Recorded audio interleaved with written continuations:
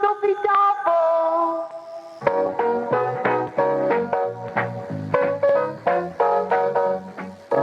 The makers of Epic Pure Sunflower Oil, Purine and Press Cooking Fat, Yum Yum Peanut Butter, Maple Margarine, Niblets Cheese Twists, Halverine Bread Spread, and Blossom Yellow Margarine present the Epic Casebook.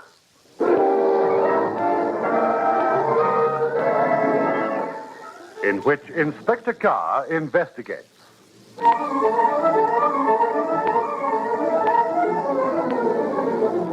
Good evening. On all sides, we hear of acts of heroism and noble selflessness, only to be counterbalanced with horrible newspaper stories of a battered baby or a cruel and senseless murder, of torture and mayhem. Happily, one can discern a very marked change in the attitude of the public. I myself witnessed an attempted robbery by a youth wielding a dagger, which was foiled by a passer-by, whose quick and courageous intervention prevented not only an act of robbery, but possibly murder. The public are showing a greater sense of responsibility and cooperation in assisting the police to enforce law and order.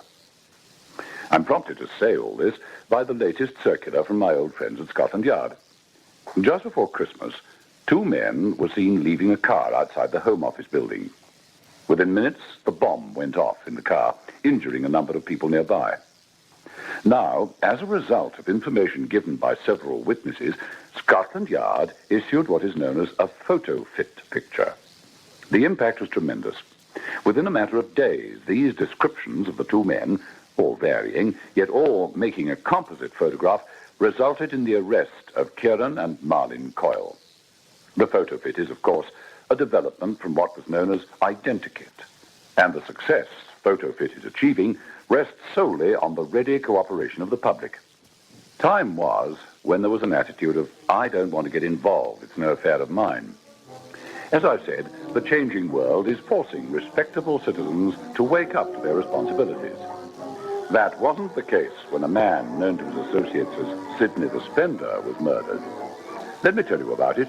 I've called my story Consignment for Death.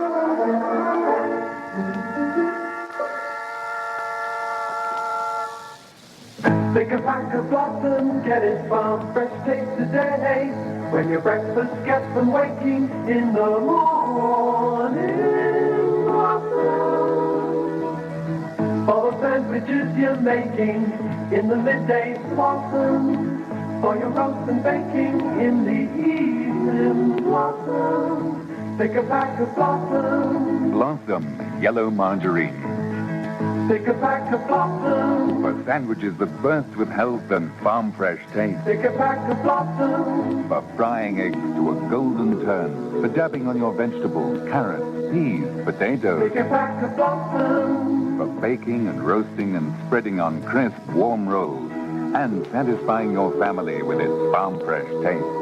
Blossom helps a busy mum. Make sure today you're choosing it, using it. Blossom, blossom. Pick a pack of blossom. Pick a pack of Blossom.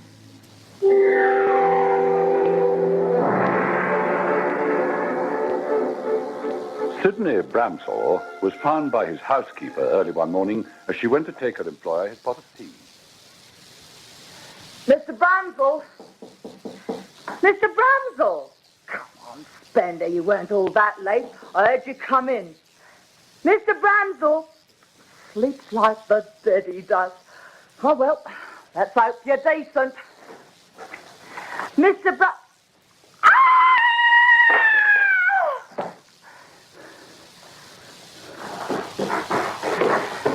Now, keep calm, Jessie Moore. Keep calm. Don't touch nothing.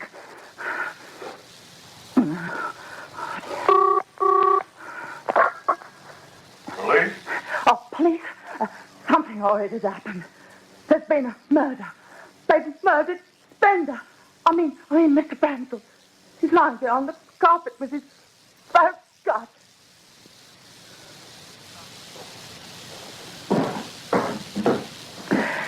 He was such a lovely fella.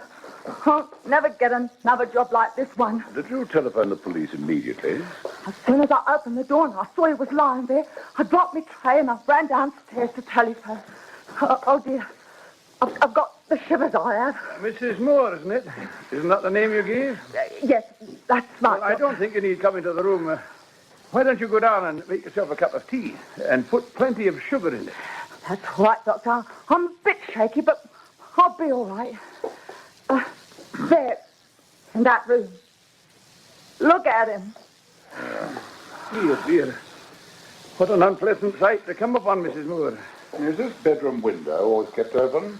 Well, yeah, in the summer. Mr. Bramsell was a great one for fresh air. I see there's a very convenient drain pipe. Well, Mac? A very sharp instrument indeed. If I had to hazard a guess, I'd say it's either an old-fashioned type of razor or a razor blade fixed to a handle. No wonder they used to call them cutthroats. Yeah. What time did he come home last night, do you know? Early. I heard the church clock strike 12. I haven't been sleeping well lately. But then I heard a taxi pull up and I heard Mr. Bramsell say, "That's all right, keep the change." Quite as a church mouse he was. Always considerate with Mr. Bramsell. Of course, he didn't know I was awake. You heard him pay off a taxi. Oh, that'll be very useful. Well, then what else did you hear? Well, I heard him close the door. Are you sure you heard Mr. Bramsell shut the front door? Yeah, and put the chain on it. Well, how can you be sure of that? Well, because the chain was on when I got up this morning. You didn't hear any other voice other than your employer's? No, he was on his own, I swear to that. Mrs. Moore, it's not yet 9 o'clock, and I've missed my morning cuppa. I wonder if you'd mind making some tea. I'm sure that Dr. McPherson could do with some. Aye, that's a good idea. Now, and here, Mrs. Moore, take this pill. Go on, it's only a sedative. Well, all right, Doctor, if you say so. I'll give you a shot when the tea's been made. All right. Tough old girl, there. Anyone else would have passed out, but not her. Insists on coming back to the ghastly scene.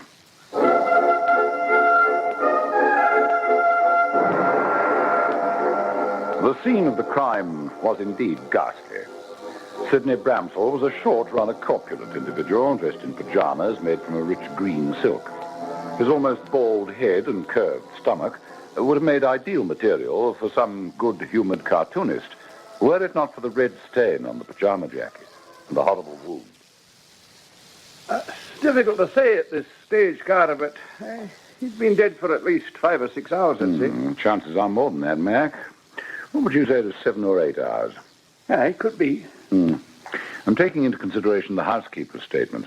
If he arrived just around midnight, did his ablutions, his shoes are placed neatly on the shoe rack, I assume he put away his suit tidily, the bed hasn't been slept in. Which means that the killer waited until Bramsell went into that bathroom, stood ready to strike, and when Bramsell was about to get into bed, he killed him. Yes, I think that's about the measure of it. Which means we've got to find the taxi man who brought him home. Shouldn't have much difficulty there.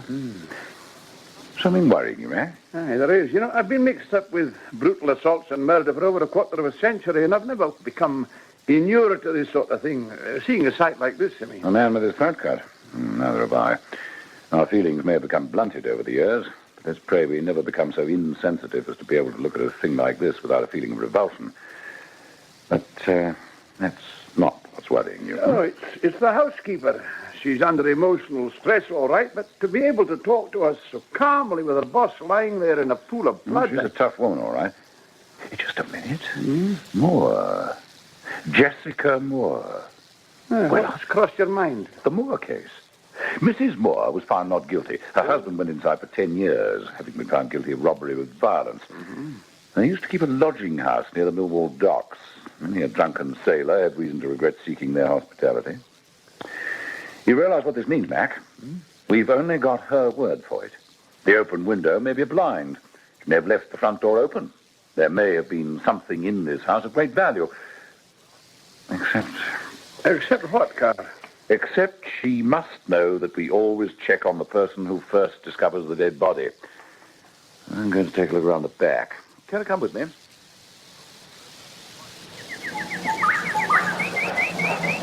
Well, Mac, if the killer did gain entry through the bedroom window, he'd either have to use a ladder or climb this drain pipe.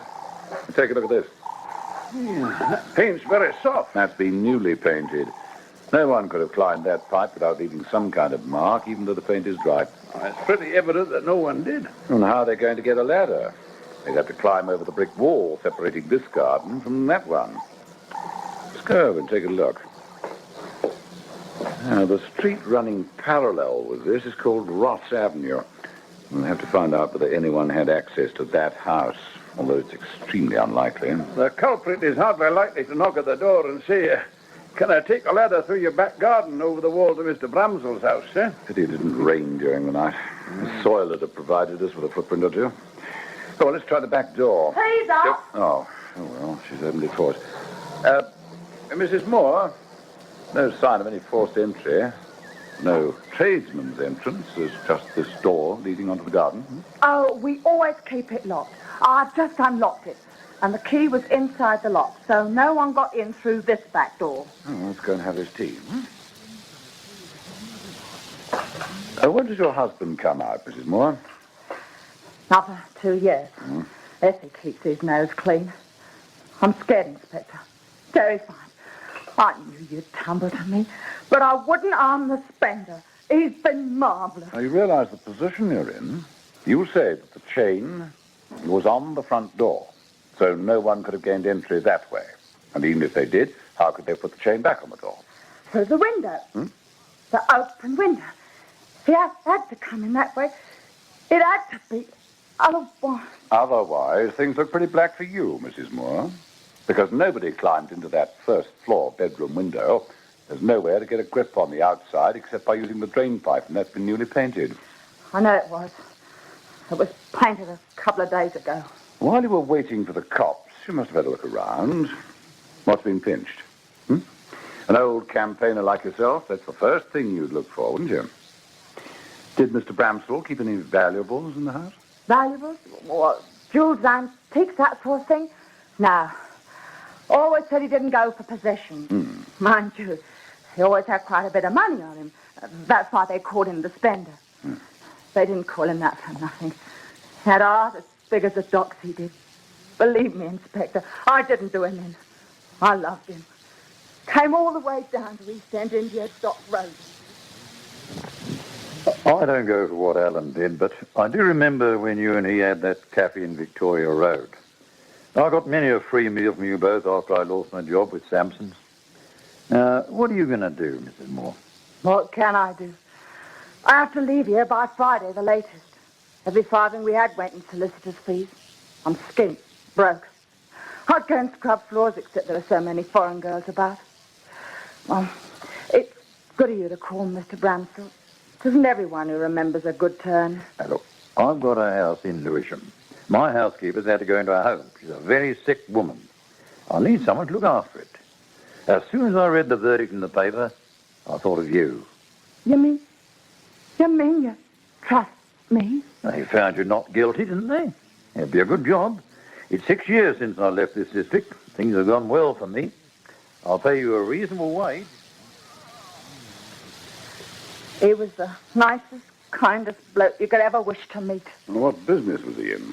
He's got a warehouse. He imports kiddies' toys, that sort of thing. He's got an agency from behind the Iron Curtain. I see.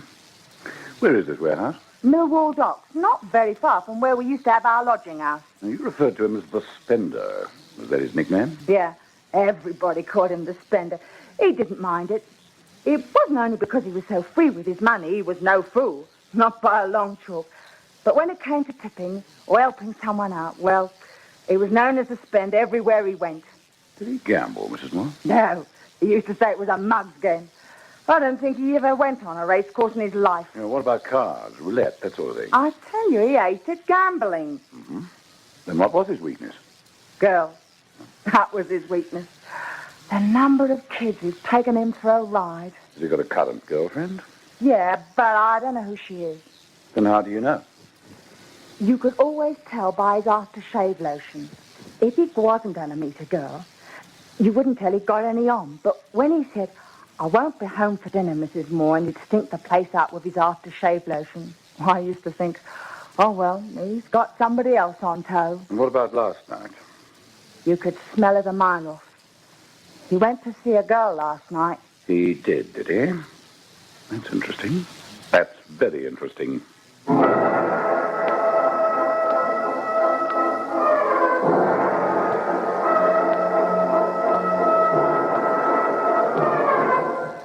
Pick a pack of blossom, get it from fresh days today.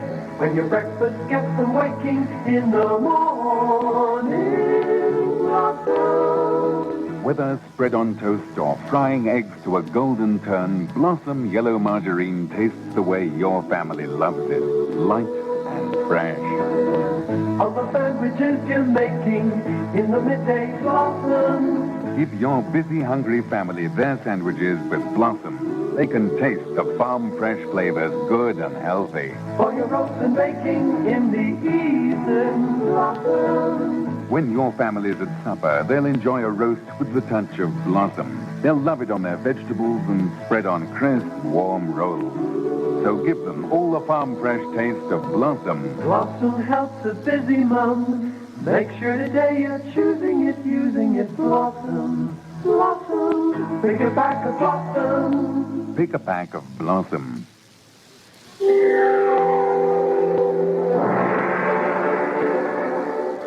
Neither Dr. Macpherson nor I had the slightest doubt but that Mrs. Moore was innocent of the actual killing. But at this stage, everything pointed to the possibility that she was an accomplice to the murder. With the arrival of the photographers and the print men and the removal of the body to the police mortuary, the entire resources of the murder squad concentrated on solving the mystery. Carr?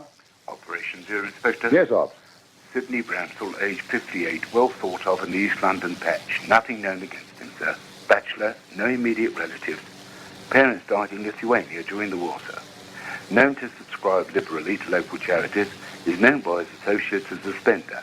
Owns and operates the Bransell Trading Company, Thames Walk, Millwall Docks. Thanks, Ops. I want a tale put on his housekeeper, Jessica Moore. I want to know where she went last night, what time she got home, the lot. Very good, And sir. organize a vehicle. I'll go down to the trading company.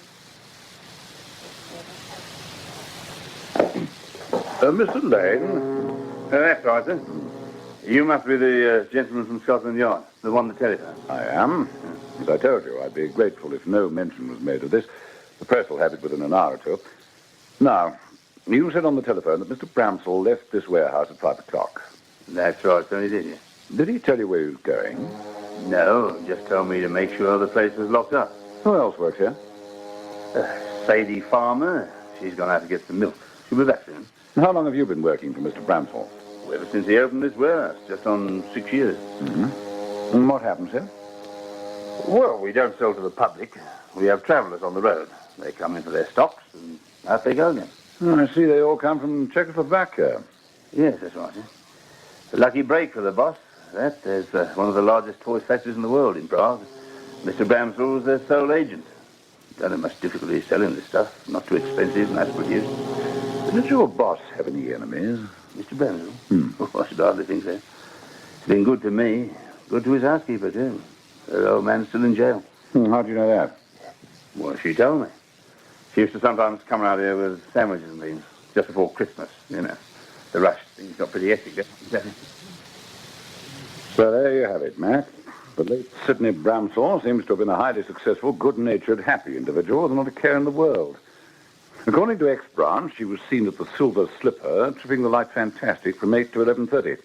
We traced the taxi driver, who says that he dropped some young female at 21 Bradley Street, Stepney, and then proceeded to Bramsell's residence, arriving at about midnight.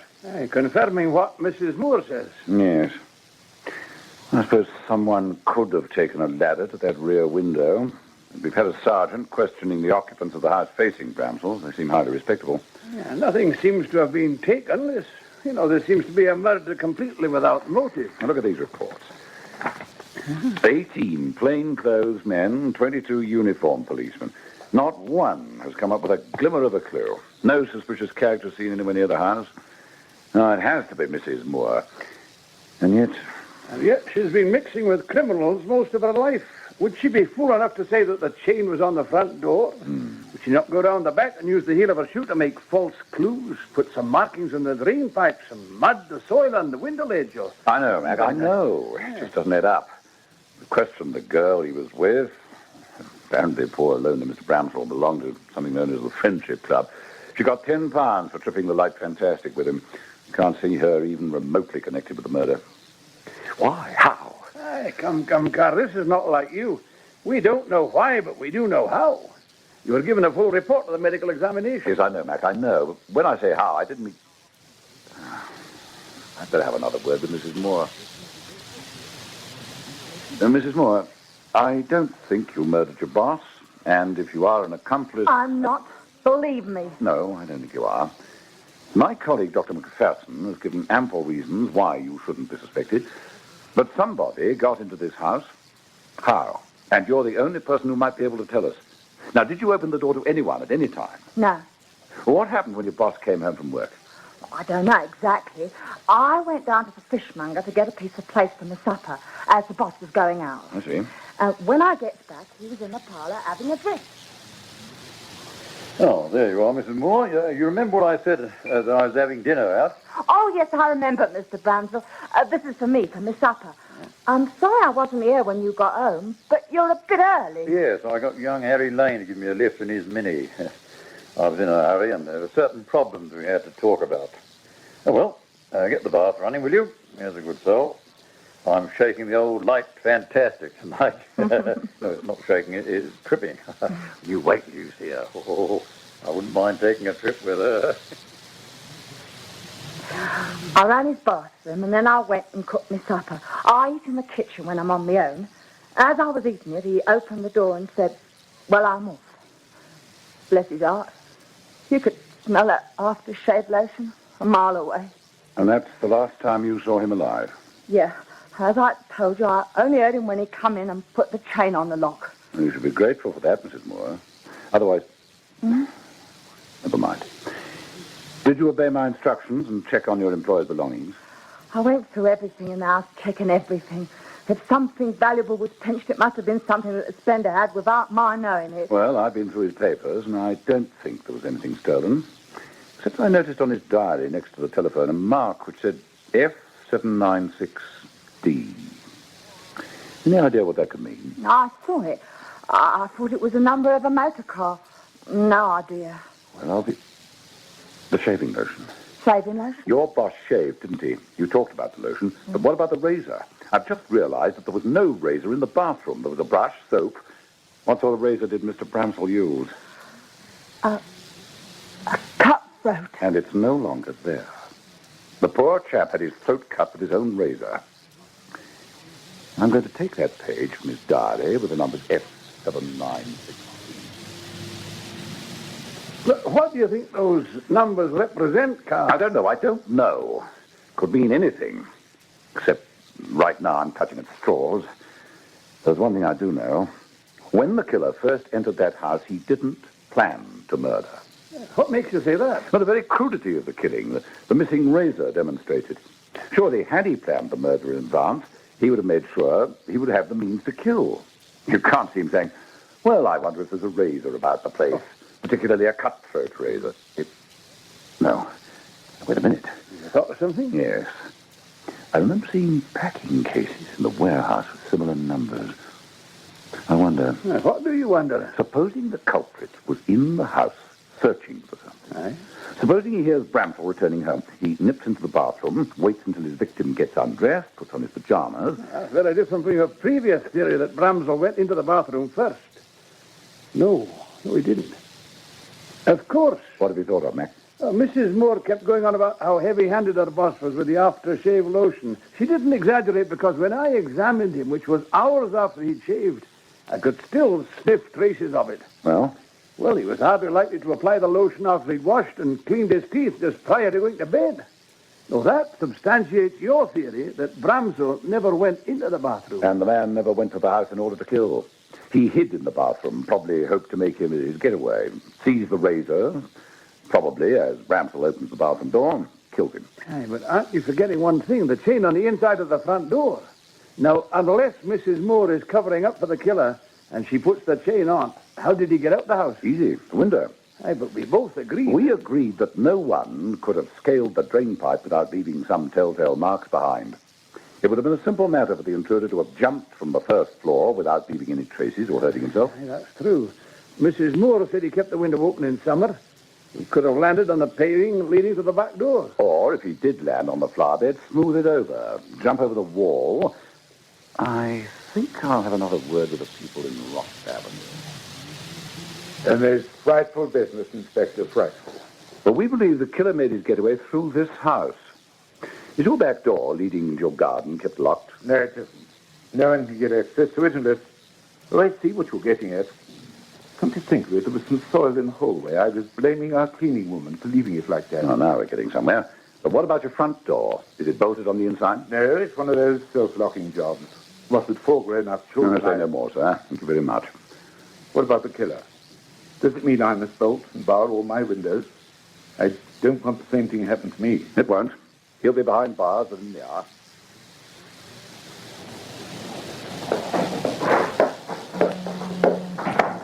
Ah, Mr. Lane, just the man I want to see. Oh, what can I do for you, Inspector? These cases, all marked with the letter F. What are they? Dolls, why? What happened to case F796D? Unpacked. And the contents? Well, what happened to the contents? Well, delivered to customers. He found you out, didn't he? That's why you killed him. Slashed the poor man's throat with his own razor. What about it? How did I'm you... arresting you on suspicion of having murdered Sidney Bramsall, and I duly caution you that...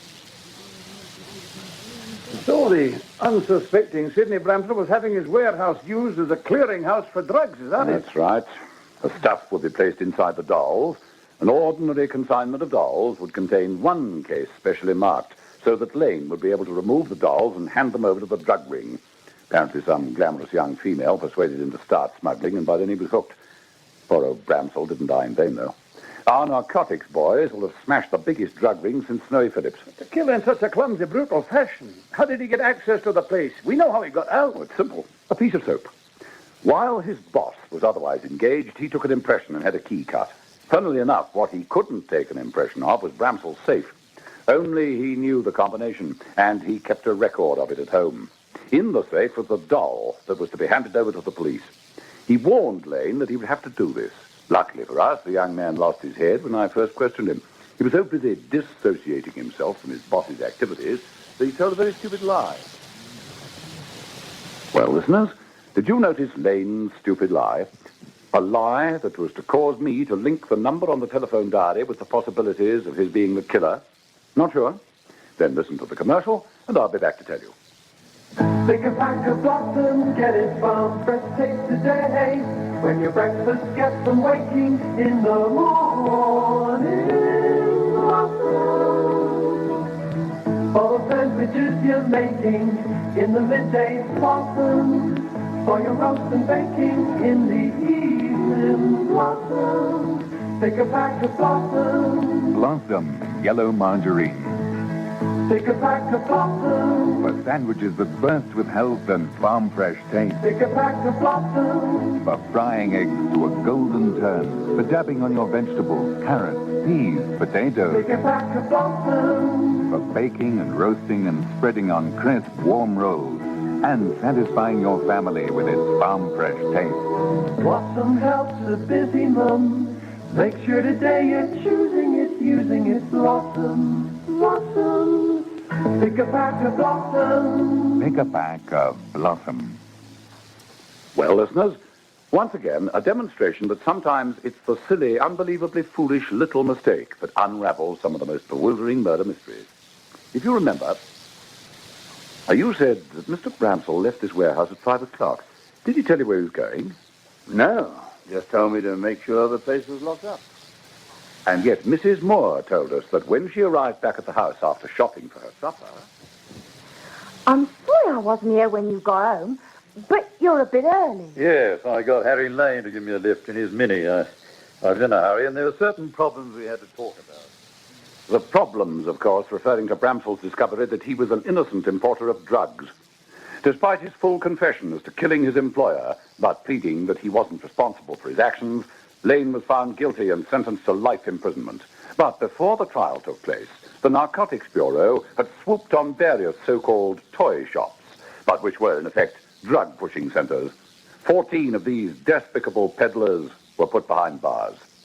Good night.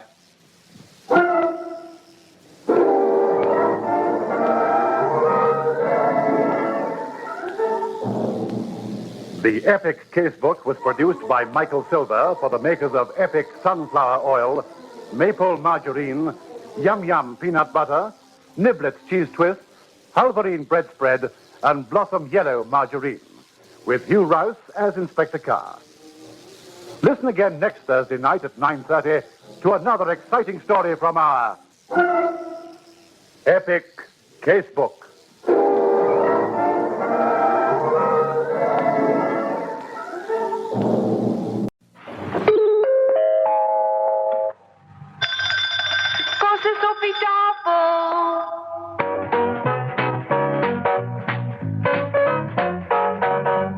The makers of Epic Pure Sunflower Oil, Purine and Pret Cooking Fat, Yum Yum Peanut Butter, Maple Margarine, and Niblets Cheese Twists present the Epic Casebook.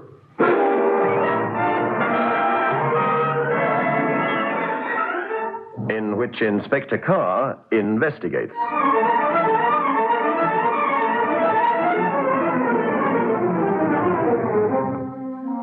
Good evening. When Harold Spencer was found slumped over his desk with the back of his skull cracked open, the brutal murder made sensational newspaper copy. Yet his death was more than something for the reporters to write about or his relatives to grieve over. He was a world-famous philatelist, known to stamp collectors the world over as a man of great integrity and the possessor of a personal collection that was reputed to be worth a fortune. Why all this? Well, it was a case which I shall long remember for various reasons, particularly because of the characters involved. Let me tell you about it. I've called my story The Conjurer's Illusion.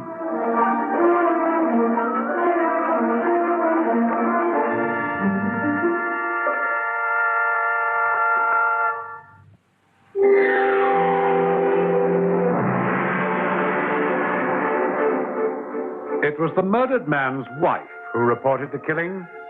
She telephoned Bedford Row police station, who in turn sent an immediate signal to the murder squad at Scotland Yard. Carr speaking. Operations here, sir. Murder's been reported. Metropolitan area? Yes, sir. Bedford Row station just came through. Mrs. Sheila Spencer says that she found her husband with his head bashed in. Bedford Row. Spencer? Not Spencer the stamp dealer. That's right, sir. The station has sent out a couple of men. What's the exact time? It's 20 minutes past, sir. All right, I'll be over.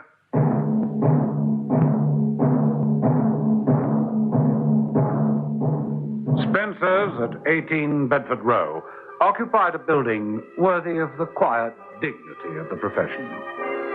Luckily, my good friend Dr. Macpherson was already on the scene. As I emerged from the police car, it seemed difficult to realize that I was about to gaze upon a victim of a savage killing. The Queen Anne gabling, the latticed windows, the almost ecclesiastical entrance, all contributed to the atmosphere which conveyed the quiet dignity appropriate to the pursuit of stamp collecting. Good evening, sir. Evening, Constable. Dr. Macpherson and a lady are in the office. It's just along the passage, sir, where the light is showing. Thank you, Constable. Here comes Inspector Carr. Hello, Inspector. Hello, Mac. Mrs. Spencer? Yes. My poor Harold. I did suggest to Mrs. Spencer that she went home, but she insisted on staying. Thought you might want a statement. Well, there's no need to detain you here, madam. Let me send you home in a police car. We'll take your statement later. No. I want to make my statement now. The Congo issue, it's gone. They've killed my Harold, and they've told... There's no doubt about the gentleman, Mac. None at all, Inspector. He's dead, all right, I'm afraid. Well, all right, madam. If you are ready to make your statement, may we start at the beginning? How long have you been here? I got here just after 11. You see, I was so worried. Well, just a moment. You got here just after 11, and then what happened? How did you let yourself in? I have a key. I work here with my husband. We went home together, had an early dinner, and then Harold decided to come back to work on the Congo perforated... Stamps? Yes. What time did he leave home? Oh, just after 8 o'clock. Mm-hmm. He promised he'd be home by about 9:30. I tried phoning him. Well, it was just after the 10 o'clock news. I kept phoning. I must have picked up the receiver and dialed at least a dozen times. Then I got panicky. Yes. I called a taxi and came over here. I let myself in with the key. I could see the light was on in Harold's office. Opened the door and... Oh, my poor Harold. What did you do then? I was afraid to touch him. I didn't want to believe what my eyes told me. I phoned the police right away. You're quite right. You say that you arrived just after 11. Yes. And you said something about the Congo issue, something about its being stolen. It has, Inspector. It is not here. Is that all that's been taken? I don't know. But it was in the safe. And it's gone.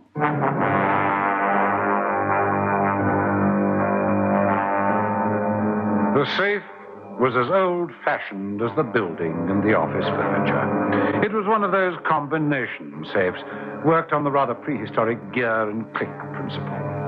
I knew at least 24 cracksmen with sandpapered fingertips who could crack it in less time than you could say Congo.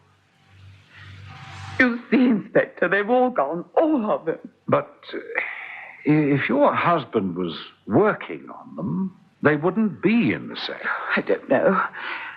Do you know, this Congo perforated issue was worth over £100,000. That is the entire Archer issue. Archer? Inspector, I see you know nothing about philately. No, I'm afraid not. Let me explain. Congo was one of the first countries to be given a perforated issue. An Irishman named Henry Archer invented a machine. They experimented with this new Archer perforation, which means easy tearing. But something went wrong, and the entire issue was withdrawn. It's one of the greatest collections, if not the greatest in the world. My husband was preparing it for dispatch. It had been sold to Gregor Papadoulos. Was the collection insured? Oh, yes, of course.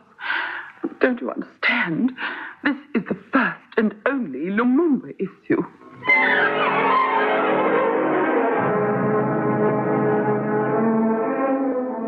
It was obvious that the bereaved woman was stunned by a double loss.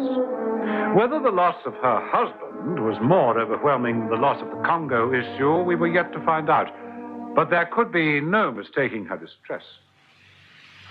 Mrs. Spencer, there's nothing you can do here tonight. Why don't you let me send you home in the police car? Perhaps you'll allow me to call on you tomorrow. Oh, you must find that issue. My poor Harold. We'll do our best, Mrs. Spencer. You've got to find who did it. I suppose I've talked more about the Congo issue than the murder of my husband.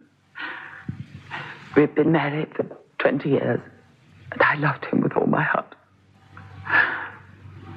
I'll leave now, Inspector. Good night.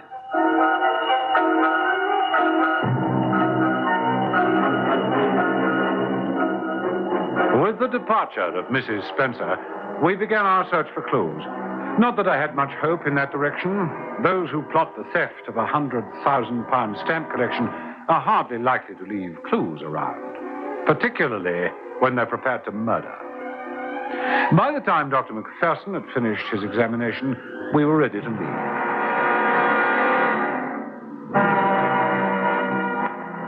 Usual blunt instrument. Yes. Possibly a hammer. I see. Struck down at approximately 9:30.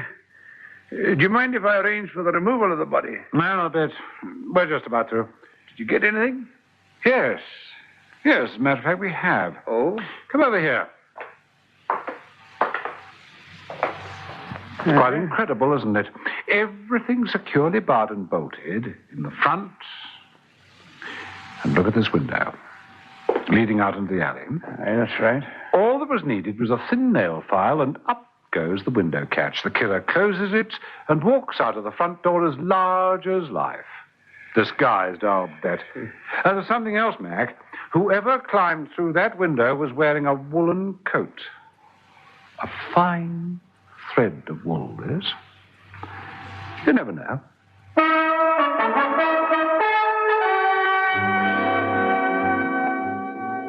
something we din into every would-be detective. Never ignore the slightest possibility. You never know. Back at Scotland Yard.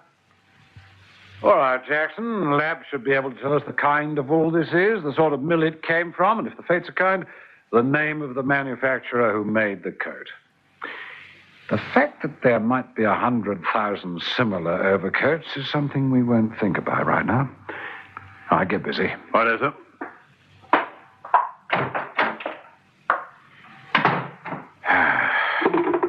Yes, Inspector? I'll get through to Criminal Records Office, see if there's anything under the name of Harold or Sheila Spencer. Right, sir. And get X-Branch to let it be known that the whole metropolitan area has been alerted. Right, sir. Be in the interests of the underworld to tip us off if they hear anything. They don't like impetuous characters who add murder to their snatchings, okay? Yes, sir. All right.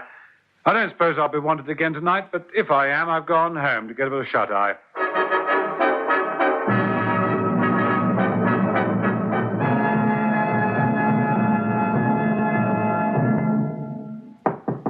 Yes. A call has just come through from Bradford, sir. Oh, the woolen thread? Yes, sir. The labs worked on it last night. Mm-hmm. It's the most expensive kind of wool there is. Bradford Wool Industries, sir. Never used in mass production, only sold in lengths. Oh, that's a help. Now, more than that, sir. Labs say that this came off a skein that was only milled 2 months ago. The entire output was only 6 dozen lengths. Went to Levy and Anderson, Savile Row. Come on, what are we waiting for?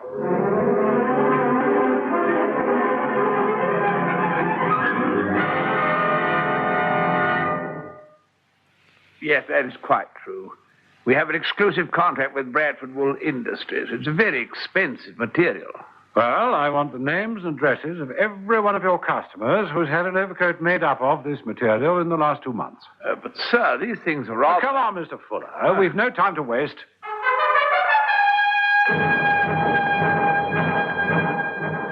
I left Jackson to collate the information and had a talk with the head of X-Branch. Oh, no. We have our list of those who might be concerned in receiving sparklers, paintings, antiques. But do you know, I doubt very much if the underworld has such a thing as an organized fence, specifically for storing stamps. Well, why not?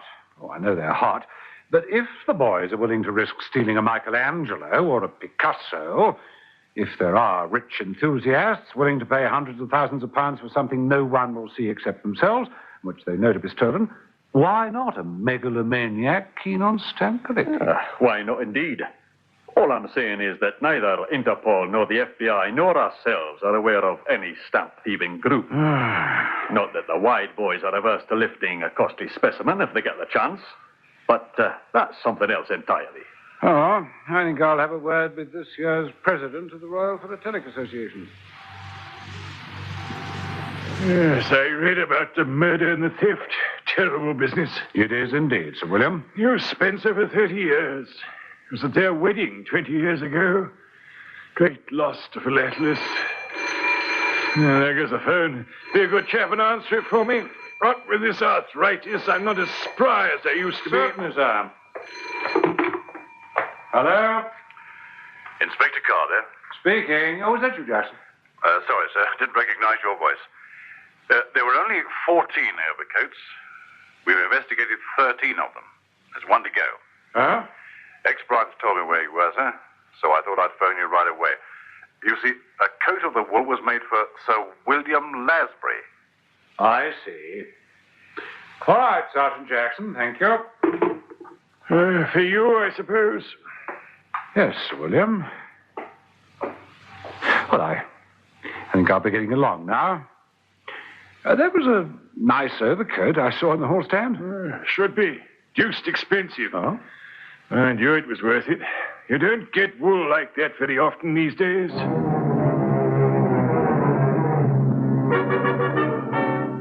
Under the pretext of admiring his purchase, I looked for the slightest tear. It was there, all right. There was no doubt that the thread of wool taken from the scene of the crime came from the overcoat belonging to the president of the Royal Philatelic Society.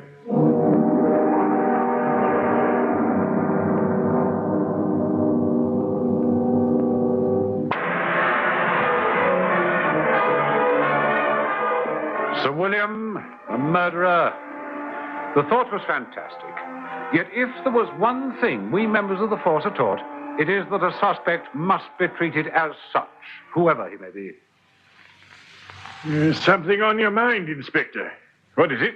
How long have you had this overcoat, Sir William? Not very long. Here's my man. He'll be able to tell you. Phillips. When did I take possession of this overcoat? Oh, 8 weeks ago, sir. I've still got the delivery chit. Why, sir? This is Inspector Carr, New Scotland Yard. Oh, good day, sir. Phillips has been my prop, servant, and friend for 30 years.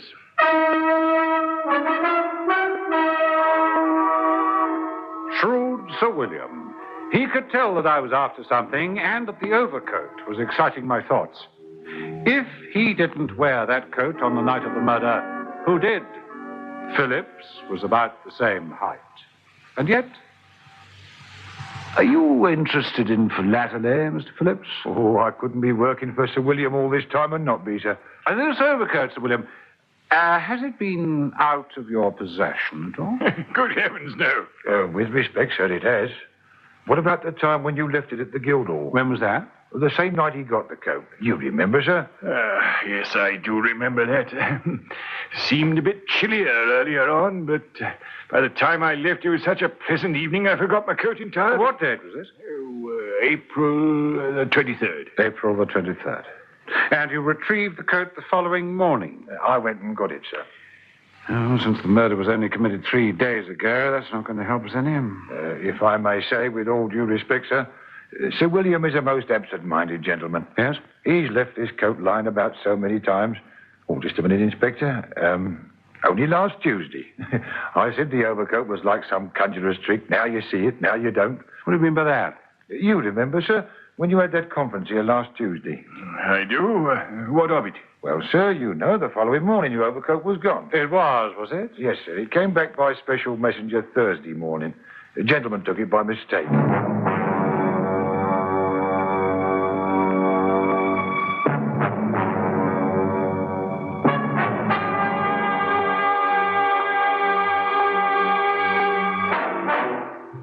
Sergeant Jackson, find out the name of the messenger who took a parcel to Sir William Lasbury's address last Thursday. What is it? And I want a list of all the members of the committee who attended the conference at Sir William's residence on Tuesday night. Right, sir. In the meantime, I'll have another word with Mrs. Spencer. Mrs. Spencer, you said that the Congo collection had been sold and that your husband was preparing it for dispatch to Athens. Yes. Yes, that is so, Inspector. Was this common knowledge? Was it publicized in the newspapers? Oh, no. We kept it a secret. In fact, the only person who knew was the president of the society. Oh, what's new, Inspector?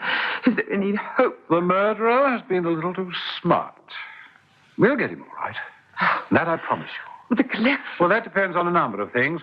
You're quite sure that no one knew of the sale other than Sir William Lasbury? Quite sure. We have no employees. There were just the two of us. I did all my husband's correspondence. I see. Well, thank you, Mrs. Spencer. I'm sorry to have disturbed you. If there's anything else you can think of that might be of use to us, you can reach me at the yard.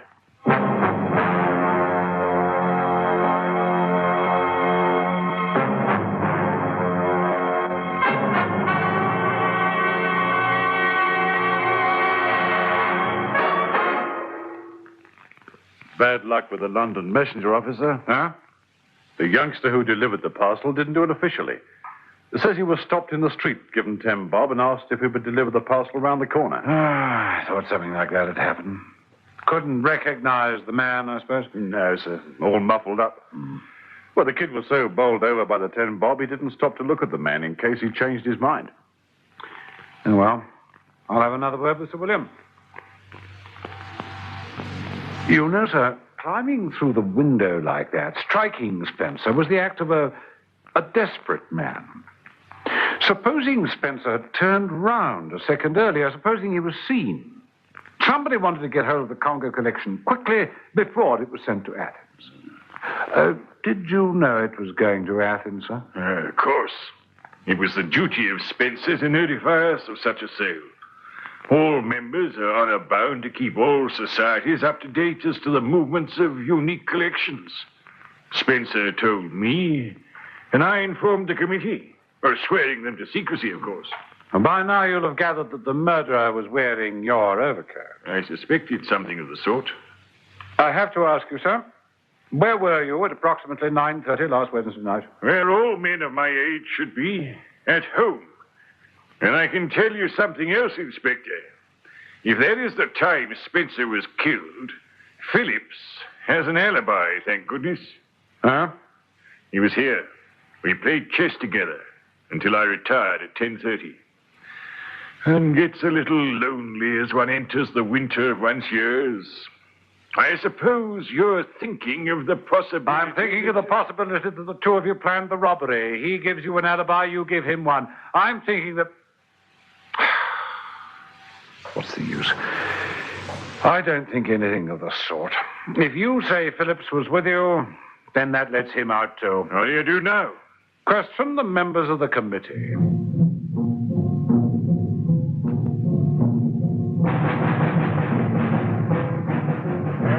Giving a lecture at the university. Why do you ask?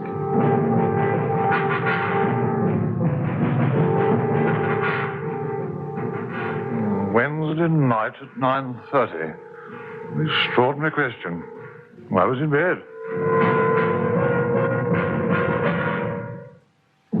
I'd gone to Stratford to see The Merchant of Venice.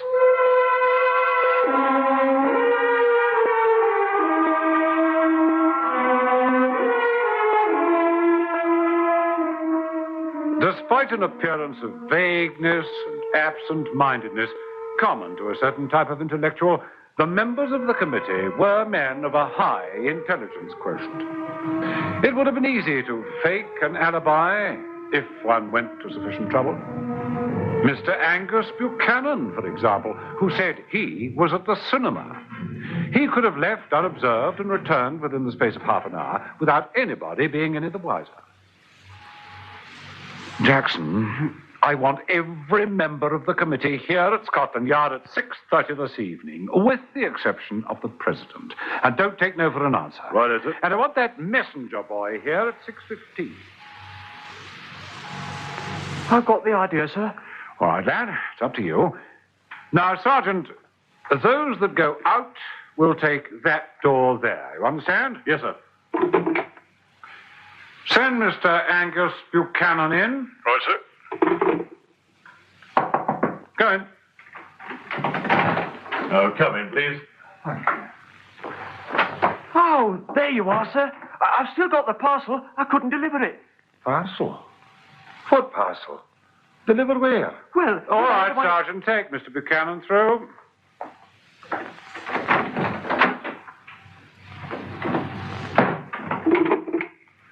Send Mr. Masters through. Right, sir. Go in. This way, please. Oh, there you are, sir. I couldn't deliver that parcel. I don't know what you're talking about. You know, sir, the coat you asked me to deliver to Brook Street. Overcoat? You must be mad. All right, hold him. Mr. Masters, we're holding you for questioning in connection with the murder of Harold Spencer.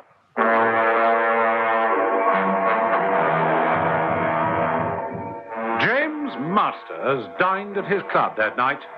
That was his alibi. It was but a quarter of a mile from Bedford Road.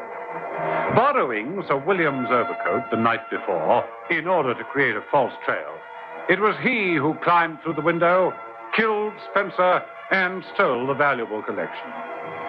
Of course, he deliberately caught the overcoat on the beading of the window pane. Not only did young Fred recognize his voice, he trapped Masters into giving himself away. Did you notice it? Perhaps the final nail in Masters' impending coffin was the porter at his club. Oh, yes, I recognize that overcoat. Mr. Masters was wearing it last Wednesday night.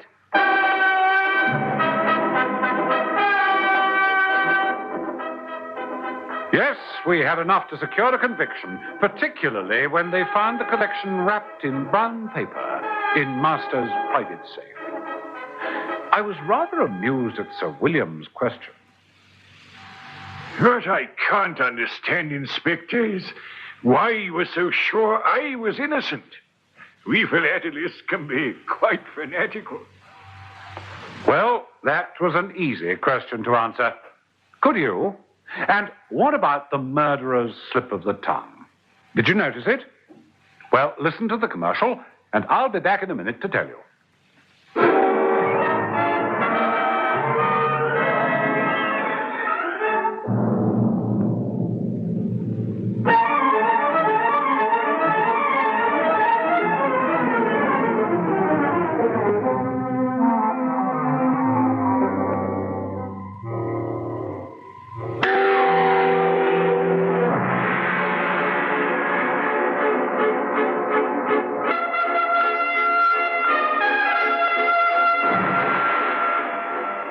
Well, listeners, did you spot the murderer's slip of the tongue?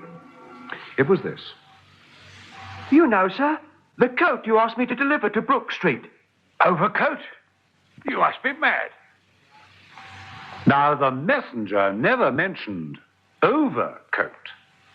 I knew that the murderer would be the only one to react violently to such a statement, and that proved to be the case. Masters was so shaken at the sight of young Fred Cousins that he lost his control, and that was the beginning of the end. Oh, the moral of the story. Keep away from other people's postage stamps. You'll get licked in the end. Good night.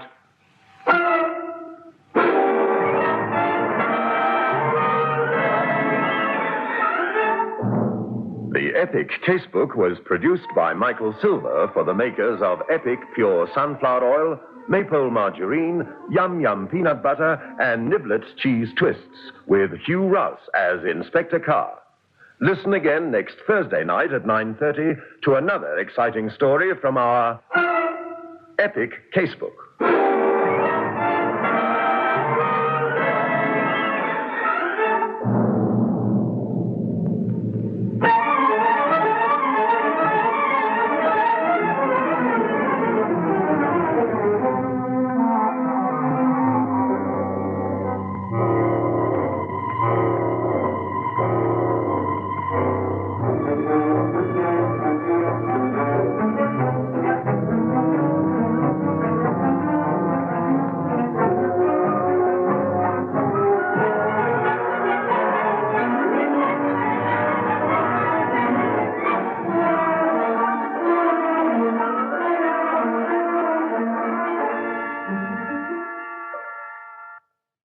Inspector Carr investigates.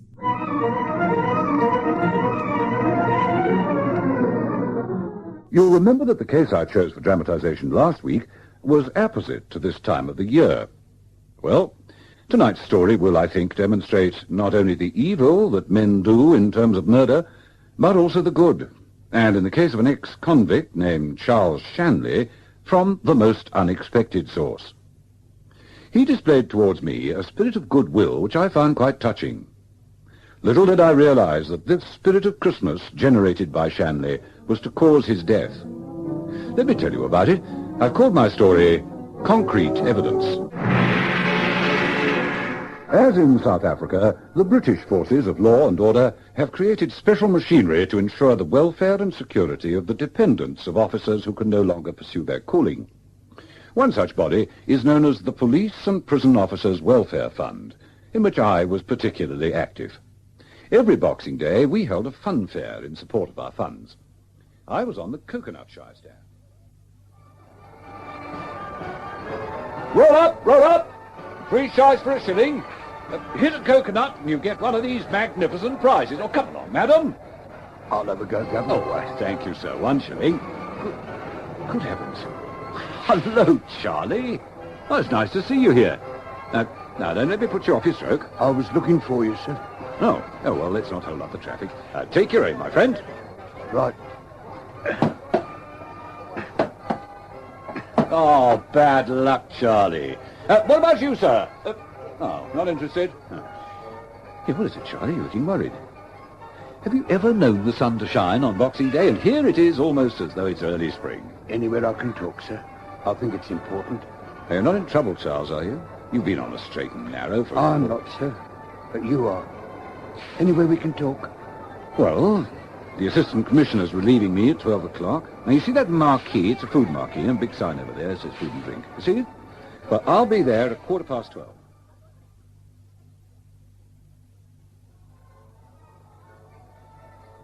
How'd you like your sausage and mash? Great. I've no appetite. They're putting a finger on you, Gov. Are you serious? I wish I wasn't. I read in the paper that all the top brass from Scotland Yard would be on the stalls. Your name was mentioned, so I thought I'd come looking for you. I've come to warn you. What's all this about? I got it from my missus last night. Oh? We were at her sister's place. I didn't want to go, but Myrtle made me. You see, Agnes, my sister-in-law's married to Dan Carson's, the Leyston mob. Well, I never knew that. In fact, I didn't know you were married. Oh, Myrtle's all right. I met her when it was in hospital, in gallstones. And then, blowing me down, my sister-in-law tells me that she's getting married to a chap called Carson's. I didn't know it was Dan until I went to the registry office. You know, I've kept clear, don't you, Gov? Well, tell me what happened last night. Well, nothing at the party, really. We all saw the Christmas Inn, and when I was driving home. Bloomin' cold, isn't it? What time's it, love? Must be about 1:30. Wish it would snow. Be nice to have snow on the ground Christmas morning. Well, I don't know about you. I'm ready for bed. Everything went off all right, though, didn't it? Boys must be doing pretty well. All that champagne and oysters. It'd cost them a pretty penny. Charlie, you're not hankering after the old days, are you? Me? Don't be silly. That chap they call Spotty. Spotty Evans? Well, what about him? Well, he was teasing me about you. You know, you're going straight and that. Oh, he was rolling all over the place. Can't blame him. He's just come out of jail.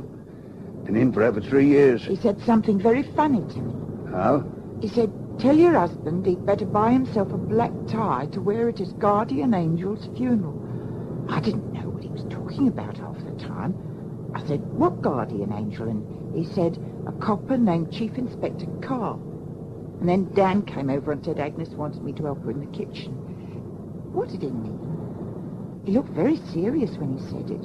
Who is this Chief Inspector Carr? Blimey. Yeah, that's right. What's right, Charlie? Spotty's brother Lynn tried to make a getaway from the moor. He got killed. I don't know why they should blame the copper for that.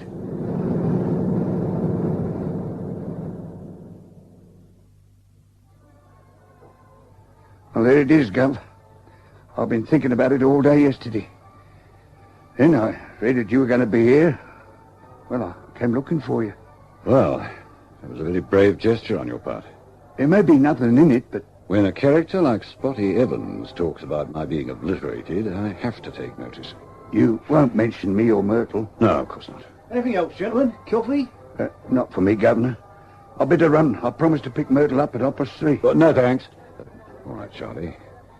Well, I've got to get back to the store. Thanks again. Yes? Spotty Evans, sir. He's on his way up. Right, thanks. Come in.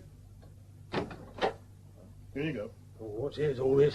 Why have I been picked up? You haven't been picked up, Mr. Evans. You received a polite request to accompany Sergeant Jackson to the yard. Okay, Sergeant, thank you. Right, sir. Come and sit down. What do you want me for? Now, this is entirely off the record. You're not being questioned officially.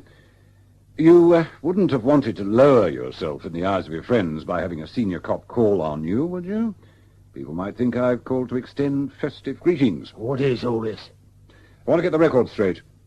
If you think that I derive pleasure from reading of your brother's accident, you're mistaken. Accident? There's no accident. They pushed him off that roof. Oh, that's nonsense, and you know it. He got up onto the roof through the ventilator shaft, and when the warders spotted him, he tried to leap onto the roof of the laundry wing. There was ice, snow, and he fell. Now, don't get me wrong, Spotty. I'm not afraid of you or your threats, but I've called you in here for your own good. You've been overheard to say that the mob is going to put the finger on me. All right. Now, supposing that did happen, supposing I did get a knife in my back one dark night, you're the man they're coming for. I don't know what you're talking about. You don't, eh? Oh, that's all I've got to say to you. You've been out of stir for less than a week. Uttering threats against the personal safety of an officer of the law is a punishable offence. I could put you inside. But it's the season of peace on earth and goodwill. Did you get the message? I get that message. But I've uttered no threats. When you put my brother inside... I didn't put your brother inside. The judge did that. I just arrested him. If anyone's been uttering threats, it's one of the mob. My brother was number one, you know that. Oh, indeed, I know that. So, you'd better spread the word. That's all. You can go. Sergeant Jackson! Sir? You see this gentleman out? You don't have to. It ain't the first time I've been here. Well, why didn't you put him in, sir? I can't. If we brought him before a magistrate on a charge of uttering threats, we'd have to prove it. And that means subpoenaing Shanley's wife, Myrtle. Now, although her brother-in-law, Dan, is not a member of the Leyston mob, the fact that she's turned Copper's narc would make life very difficult for her. And do you think pulling Spotty in has done any good? I don't know. Let's hope so. I don't want to be a martyr to the cause of law and order. Besides, I'm looking forward to the Assistant Commissioner's party, New Year. I've been looking up the records of the Evans trial, sir. Len killed that old boy with a razor, didn't he? Yes, he did. Of course, he had 3 of his stooges swearing that he was playing cards with them at the time. The old boy in question was one of our informers. He made an injudicious remark to one of his friends, and that was the end of him. Oh, they're a tough lot, Jackson. That's why I'm having Spotty tailed. We don't know whether the gang has broken up or not. What about the 3 who gave false alibis, sir? Oh, they went inside 6 months, attempting to defeat the ends of justice. I've had ex-branch on the job. One's died, one's working at a hotel in the Isle of Wight, and the third one's back inside. Oh, well, let's get down to some work. I'd better send the dossier concerning Baxter to the DPP for his decision. Very good, sir. Good heavens, it's 1:10. I'm starving. I'll nip around the corner and get myself a coffee and a sandwich.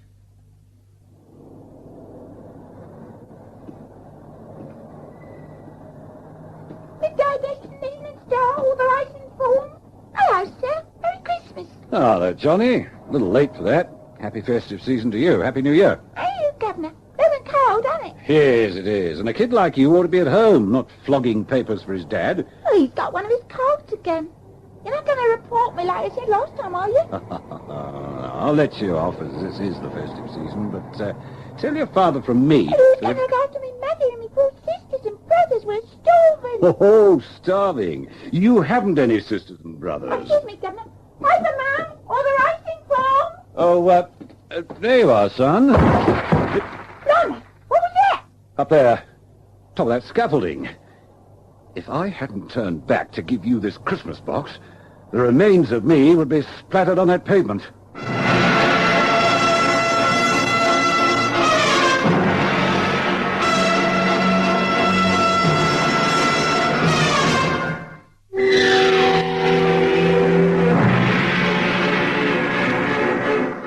Now, I've made it a golden rule never to touch any kind of alcohol during the day, certainly not when I'm on duty. I was sufficiently shaken to break that rule. Hello, sir. Don't often see you in here. Certainly not this time, anyway. More a bit, sir. Not this time, George. I'll have a brandy. Brandy, sir? Oh, don't look surprised, George. It's purely medicinal. Oh, a lot of activity around here, sir. Those police cars. 2 of the regulars attached to the yard were called back on their walkie-talkie. Yes, George, we're searching the area. Now, take a look at this picture. Oh? He might have popped in after paying me a visit. Ever seen him? Don't think so, sir. No. Here, listen. No, sir. Is that what they're after? He's one of them. Yeah, what about that brandy, George? I need it. Coming right away, sir. Oh, all right, George, it's my walkie-talkie. Carr? Sergeant Jackson here, sir. Yes, Jackson. We think we've got him. He's on top of Bowden's building. Just the one? Took at least 2 men to lift that concrete. That's all the report I got, sir. Bowden's building. Right, I'll be right over. It's a brandy, sir. Oh, don't bother about the change. I don't need the brandy now. I've just received a tonic.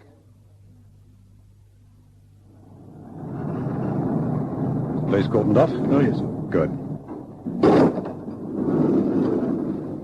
Ah, there's the stairs to the roof. Yes, sir. Well, come on.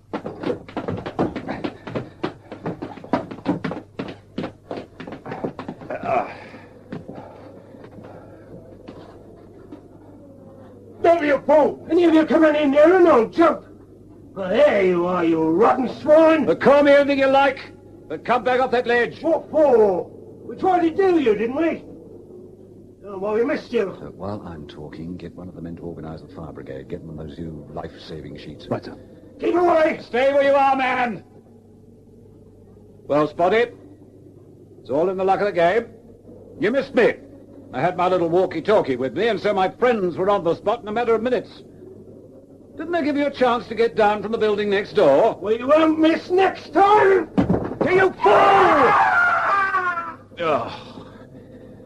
You, report to me when you get back to the yard. You thought we needed that man's life. We needed to know who was with him on that next building. He's died just as his brother did. What do you think the press will make of this? All right, Sergeant, do the necessary. Yes? The Assistant Commissioner's on the line, sir. Oh, thank you. Hello, sir. Carr. Oh, I've read the docket. We've got to question this man Shanley. You must see that. The street was crowded when that attempt was made on your life. But, sir, Shanley himself knows nothing. It was his wife. Yes, Carr, I know. His wife's sister is married to that villain Carson's. He must know something about the Leyston mob. Otherwise, he'd not have invited them to his Christmas Eve party. Well, I'll have a word with Carson's, but we'll get nothing out of him, sir, even if we throw the book at him. You don't think he's party to the attempt on your life? No, sir, I don't. It's not his scene at all. Oh, he's a villain, but he doesn't go in for the strong-arm stuff. I think we'll be wasting our time, sir. Well, all right, if that's how you feel. But I intend having you tailed, Carr. We're going to watch you. See you don't do anything reckless. Oh, now, Commissioner. Dash it, man. I can't have you bumped off before my party. I'll be one mail short. Excuse me, sir. What is it, operations? You want me or Chief Inspector Carr? Both, sir. Both, sir. We've just received a report that Charles Shanley has been found shot dead on Clapton Common. He swore to me, swore on little Sid's life that he'd never again be mixed up with any of those crooks. I'm sure he kept his word, Mrs. Shanley. And why? Why should this have happened to him? When he didn't come home all night, I wasn't worried. With the bad weather, I thought he might have pulled in at one of those cabs Charlie used. Can't tell you how sorry I am, Mrs. Shanley. Your husband was a fine and brave man. He delivered the truck to National Removals, where he worked, 1 o'clock this morning.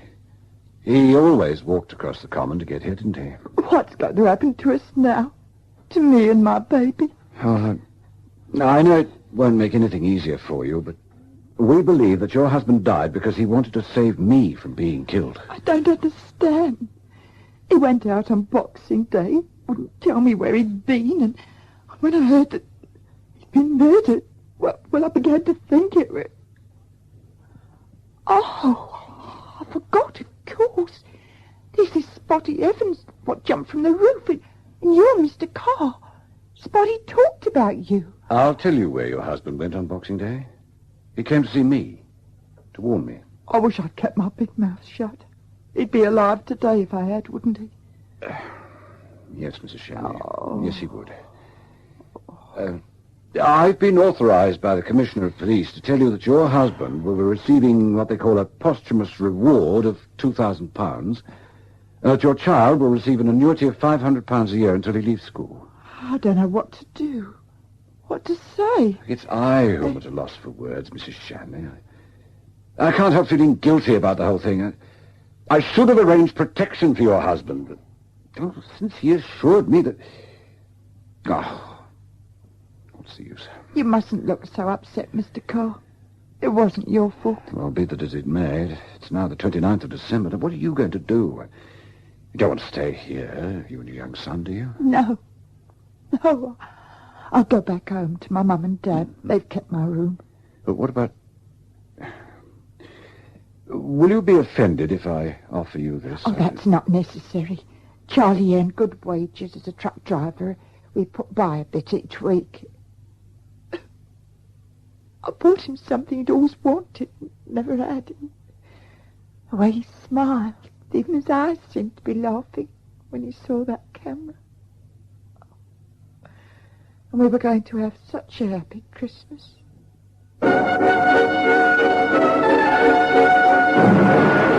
Of course, my feelings as I made my departure can well be imagined. My next visit was on Myrtle's sister and her husband. It proved as abortive as I knew it would be. His protestations that he had no knowledge of who the members of the mob were rang true. If it was the last thing I ever did, Charlie Shanley's death was going to be avenged. Now, Sergeant, look at this map. Now, within 5 seconds of that block of cement landing at my feet, I was able to pinpoint the spot where the swines must have been standing, right? Right, sir. Now, obviously, as soon as they saw they'd missed me, they split up. Both buildings were unattended. The one next door was in the process of being demolished. Now, you can see what happened. Evans leapt from the insurance building onto Bowden's building. But by the time he tried to get away, our men were racing up the stairs and had commandeered the lift. So he was cornered. The other swine must have clambered down the ladder or what have you. But how did he make his getaway? Take at least 2 minutes to get down. Well, there's only one building next to it, other than the Bowden one, and that's this, Universal Catering. I want you to find out... Good heavens. Sir? Well, Of course, it must be. I'm going to have a word with Universal Catering. Was this building occupied? Of course. This is a very busy time of the year for us. So I imagine it. A number of your men came yesterday, asked me if I'd seen or heard anything untoward. I assured them that we knew nothing of the rumpus that was going on outside. I could hear police sirens and men rushing about. We were told that they were looking for some desperados. Well, not that it disturbed us unduly. It was between 1 and 2, and that's when my staff take their lunch. I see. I'm looking for a man who's about 5'8" or 9 inches in height, stockily built, dark brown, almost black hair, and a moustache which these days they call Che Guevara. Oh, I know what you mean. One of those moustaches that droops down on each side. Yes. Well, I've got a number of young male employees who adopt that kind of style. I'd be grateful if they were called to your office. But, my dear chap, most of them aren't working. Don't you know what it's Yes, like? all right. Well, give me a list of where they're working. Oh, excuse me, sir. I didn't know you had company, Mr. Palmer. Yes, Victor, what is it? How many will we need for the Mitchell wedding? I gave all the particulars to Mrs. Fletcher. Oh, sorry, she's not in her office. She must be. She hasn't gone out. Oh, she may have gone to the washroom. Right, sir. Sorry to trouble you. I'll get all the griff from her. What's his name? Victor. Victor what? Casey. Why? Oh, excuse me a moment. I must use my walkie-talkie. Hello, Ops. Can you hear me? Hello, Ops. Yes, sir. Coming through clear. The man with the description I gave X-Branch is named Victor Casey. I think he's just had a fright. Made some feeble excuse. He was worried when he saw me enter this office to talk to his boss. Now, quickly, I want him shadowed. My guess is he won't go straight to his job of work. We might be able to find where the mob hangs out. But he's not to be let out of our sight. If necessary, get him pulled in. Understood, sir. I don't understand. Oh, I'm sorry. But the day the rumpus was on, when our men came searching the building, where was this chap, Victor? He was here, preparing.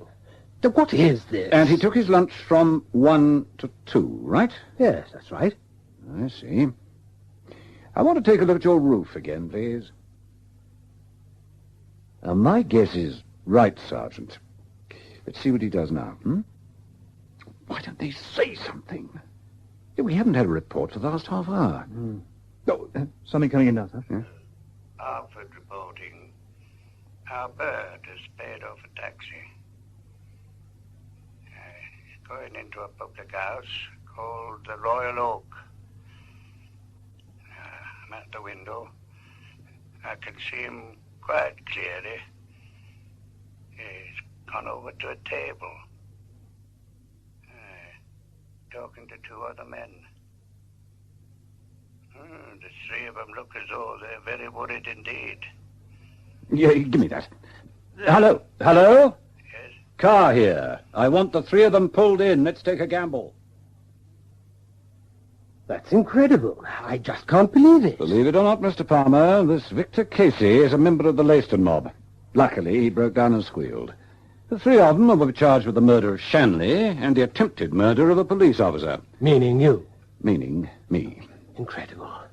He's only been with me 6 months. Well, the idea being that once you found his work satisfactory, you'd give him the job he now has. Responsible for organising weddings and other functions. Think of the information he could pass on to the rest of the mob. Oh, incredible. How did you get on to him? Well, I should have got onto him 2 days ago. You see, it was all a matter of deduction. It had to be one of your employees.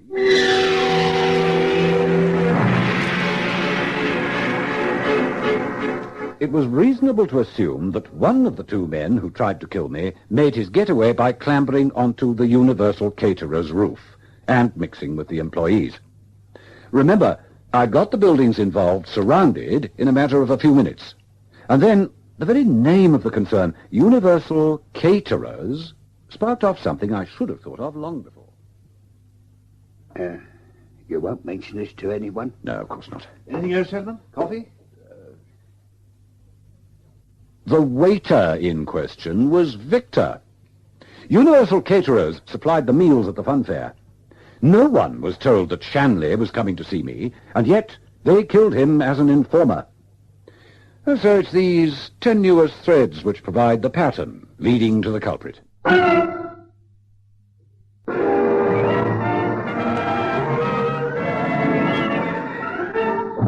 Inspector Carr Investigates, with Hugh Rouse in the title role, is written and produced by Michael Silver. Listen again next Thursday night as Inspector Carr Investigates.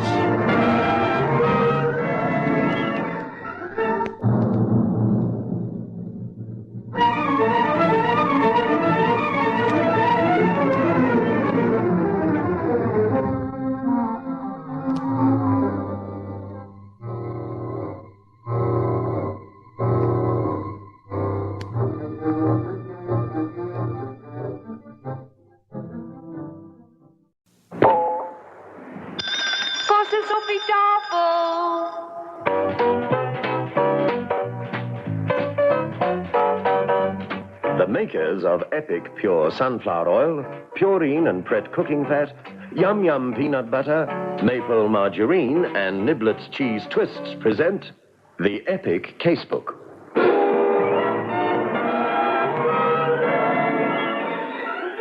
In which Inspector Carr investigates.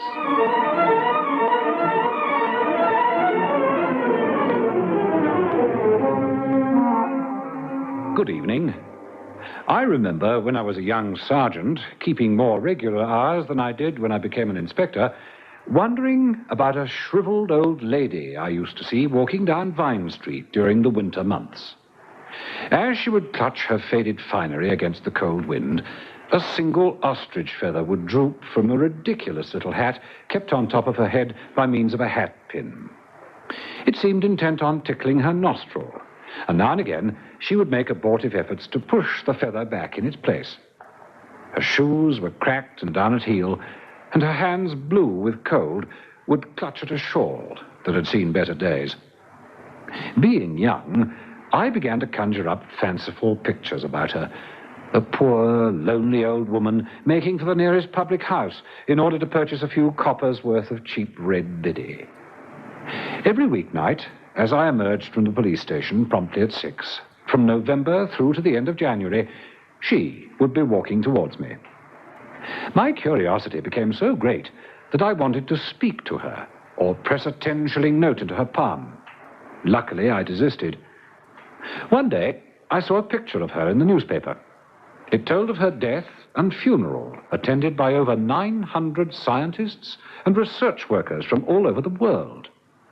She was Professor Mary Sharpleton, and her research and books in the field of genetics is still required reading.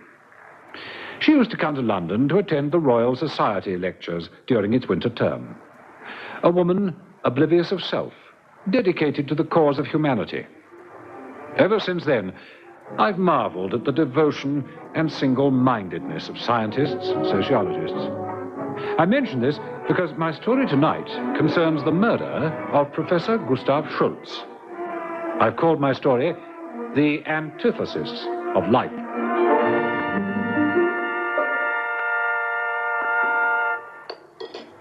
What are you eating? Peanut butter sandwich. I haven't enjoyed one like this since I was a kid. Well, they didn't have yum-yum when you were a kid. What's the diff? Peanut butter's peanut butter. There is a difference.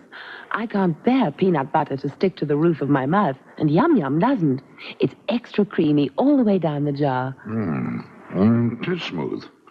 Well, it's been a long time, and I must say it's very nice. Yum Yum has changed peanut butter since most of us were kids. Smooth and creamy from the first pat to the last bit at the bottom of the jar. No wonder little boys, and dads too, enjoy scooping it out by the fingerful. Kids today have everything better, don't they? And there's a 4 cents off deal on Yum Yum peanut butter at all stores. Yippee! Hey, Mom, why don't you buy me some Yum Yum tomorrow?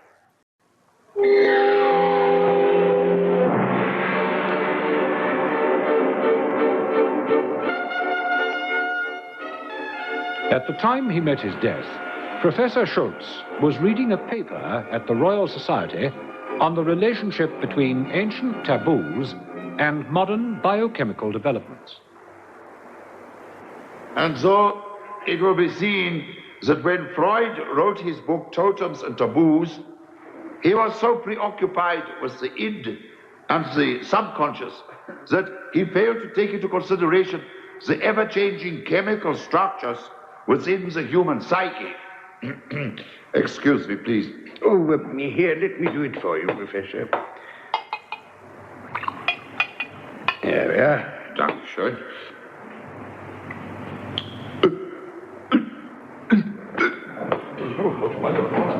Good heavens, the Professor seems to have suffered a heart attack.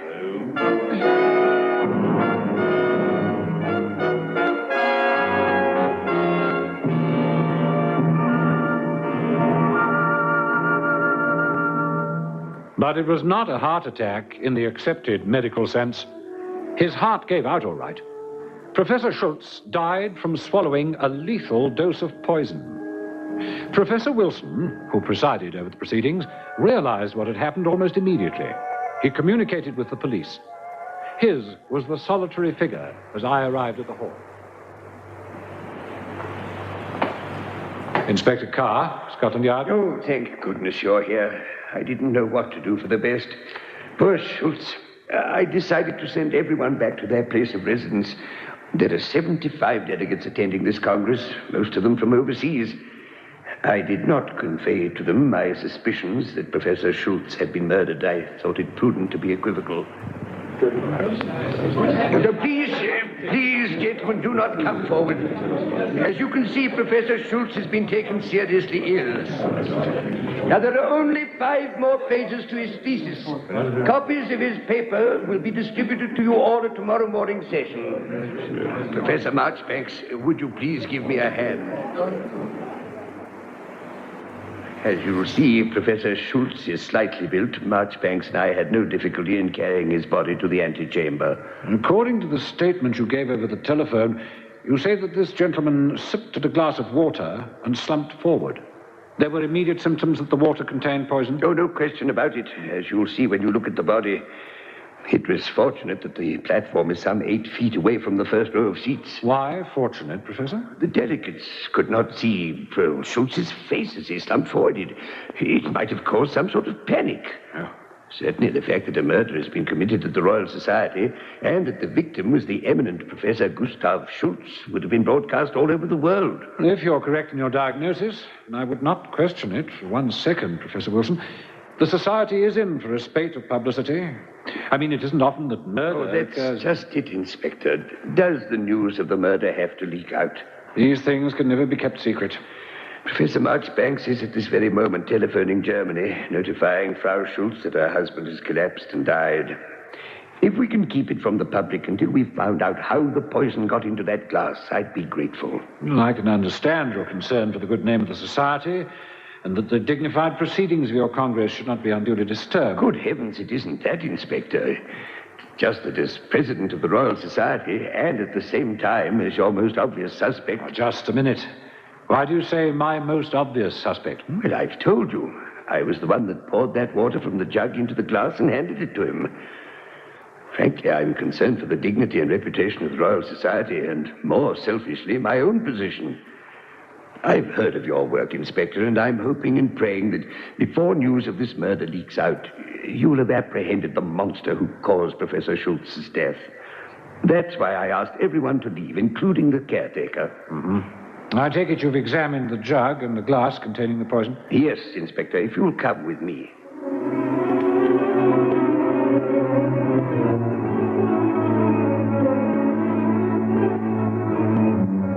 Professor Wilson and I left the Congress Hall and walked towards the antechamber.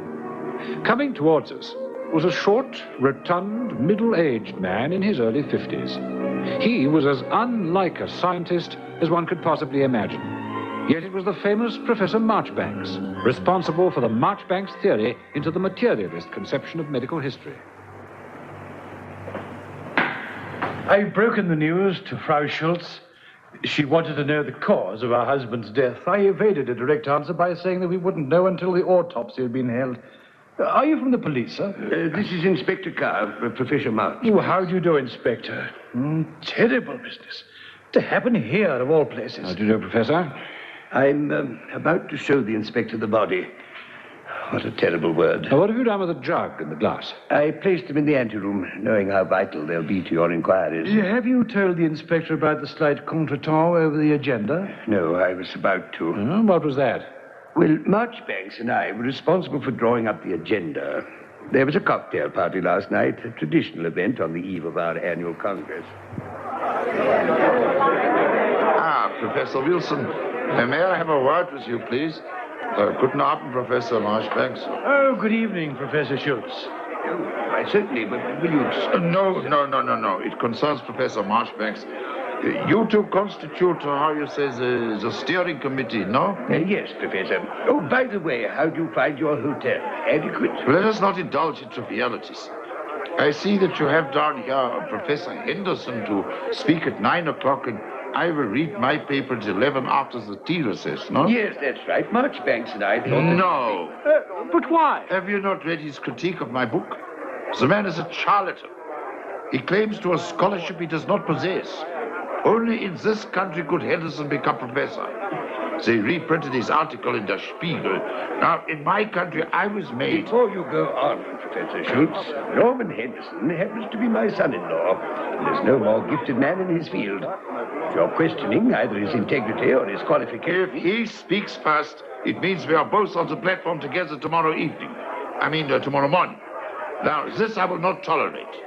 I've already written to the association expressing my disgust at such cheap scientific journalism. Now, look here. Henderson's not only Wilson's son-in-law, he's a dear friend of mine. And I'm not going to stand here listening to you running... on, Marchbanks. All right, Professor Schultz. I don't want the Congress to start on an acrimonious note. I'll get a new agenda run-off. You may read your paper first thing tomorrow morning. Expected this morning to have a slightly charged atmosphere. I wasn't prepared for what did happen, though. I'm sure you weren't. Oh, should we go in? Yes, certainly, it's just here. I took the precaution of locking the door just in case the murderer was still lurking in the building.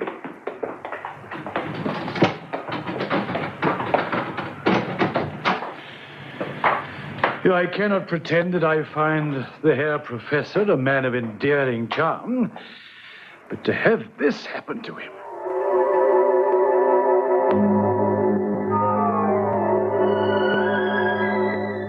The antechamber was a sort of study-cum-reference library. The walls completely covered in books of heavy binding.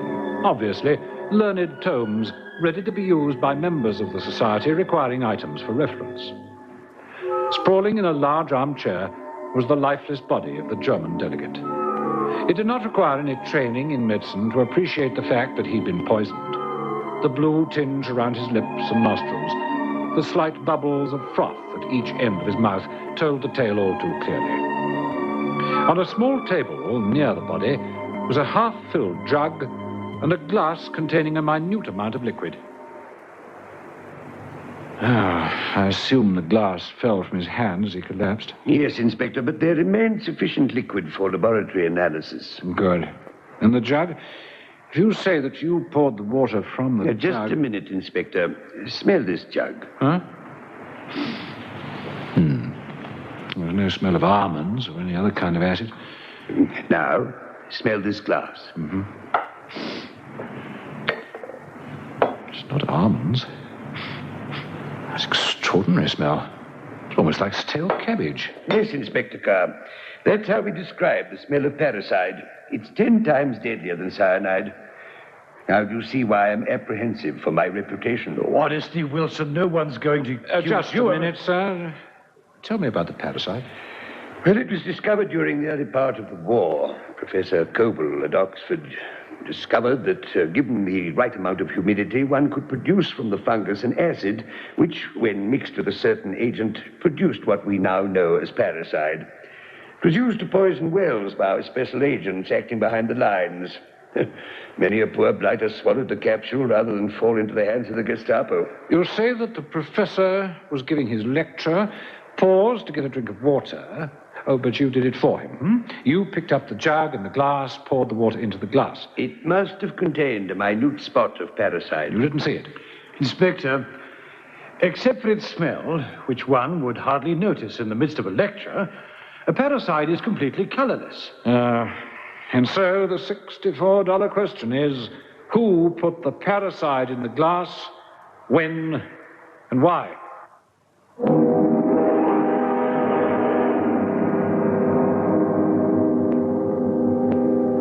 I don't know how you do it. I just don't know. Do what? Well, cook the meals you do on your housekeeping budget. When you're a housewife, you learn all the tricks.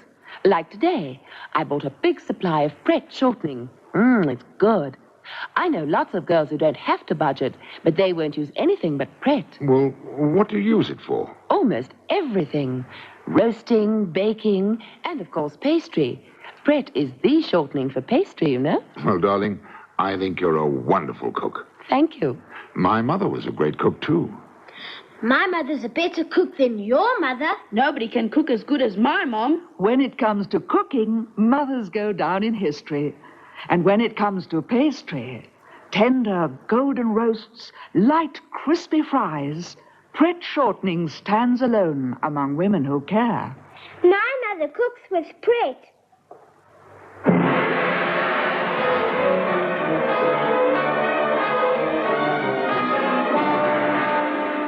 There was little more I could do at the august building that housed the Royal Society.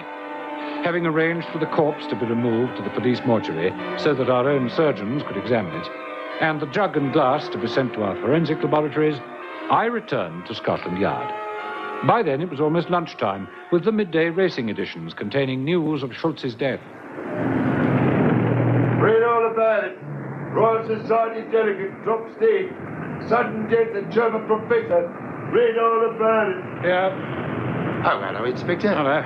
Some professor collapses. You'd think all these scientists would know how to live forever, wouldn't you? A problem that has escaped man since time immemorial. Oh, blimey, Inspector. You are being a bit... Royal Society, would you say? It does get infections. What's that, infections? Never mind. I'm thinking of poison.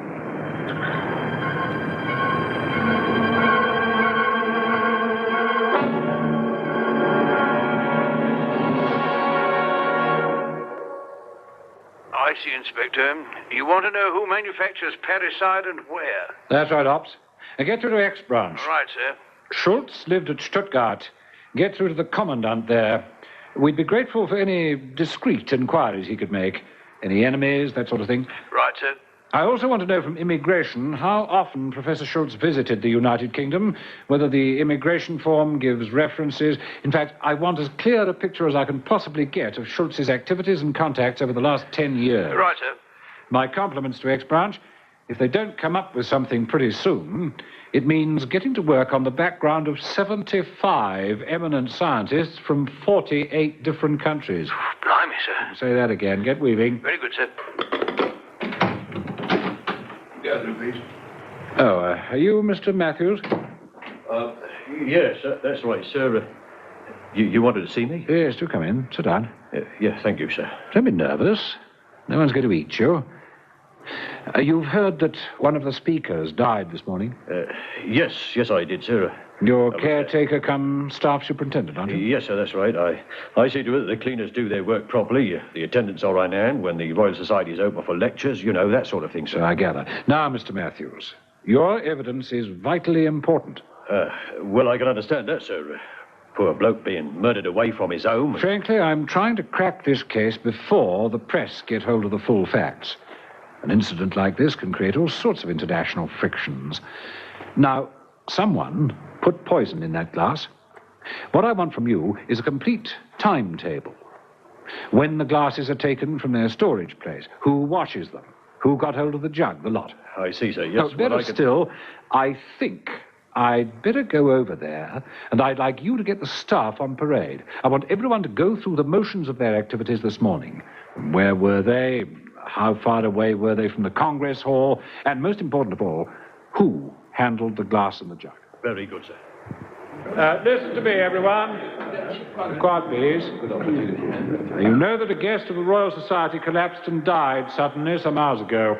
We had hoped to confine our investigations within circumscribed limits so that it is not common knowledge that foul play is suspected. It is. Vital to my investigation is the knowledge of what you were all doing when this tragic incident occurred. I want to know also who handled the jug and the glass that were placed on the platform table.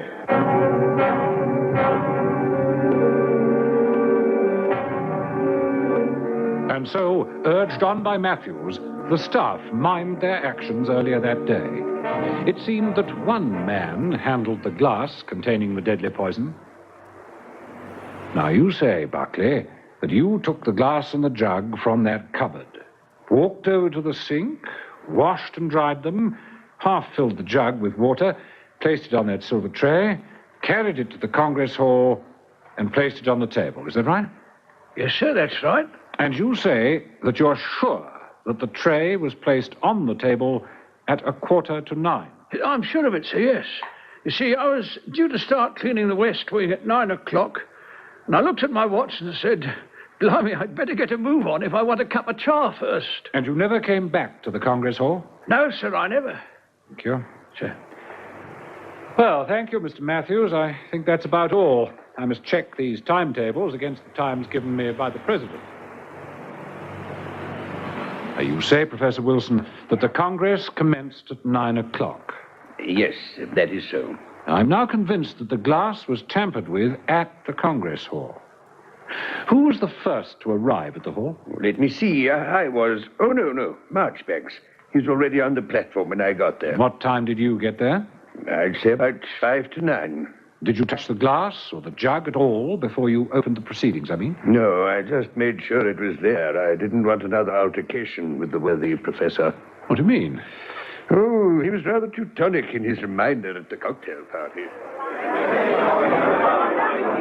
Auf Wiedersehen, Professor Wilson. Here's your coat, sir. Danke schön. Good night, Professor. We'll see you in the morning. Yeah, my lecture. The condition of my mouth when I speak, it gets very dry. Please make sure there's fresh water. My dear Professor, there's always fresh water on the conference table. Is there not, Matthews? Always, sir. I see. And you say that Professor Marchbanks was already at the hall when you arrived? Yes, he was. Mr. President, don't you think we ought... Sorry, Inspector. Oh, no, not a bit. Just the man I wanted to see, Professor Marchbanks. The President tells me that you were the first to arrive at the conference. Yes, I was. You saw the jug of water and glass on the table? Yes, I did. Did you touch the glass? I'm afraid so. I moved a little further towards the center, handier for the speaker. I took it off the tray. I see. I'm sorry, but then it must have been yours. There are 3 distinct fingerprints and one rather smudged. That makes 4 in all. Buckley, who put the tray there, yourself, who moved the glass, Professor Wilson, who picked up both glass and jug to pour the water, and, of course, the unfortunate Schultz, who drank from the glass. So that makes 4 suspects. One didn't have to handle the glass to doctor it. Thank you, gentlemen. I trust that neither of you will be leaving London for the time being. I'm almost certain to want to question you again.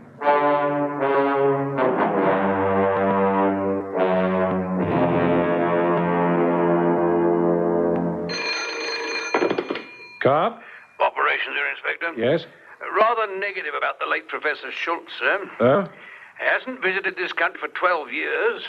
Stayed at Trumpington near Cambridge while he was attending a course at Queen's College. That's not going to help us much, is it? Well, I'll be... Beg your pardon, sir. I'm sorry, Ops. I was indulging in a little self-castigation. I'm a blind, stupid nitwit. Well, Now, sir... you'd better not say anything, or I'll have you up before the disciplinary board. Matthews. Peter Matthews. Employed by the Royal Society. I want to know everything and anything about him, and as quickly as you can. Very good, sir.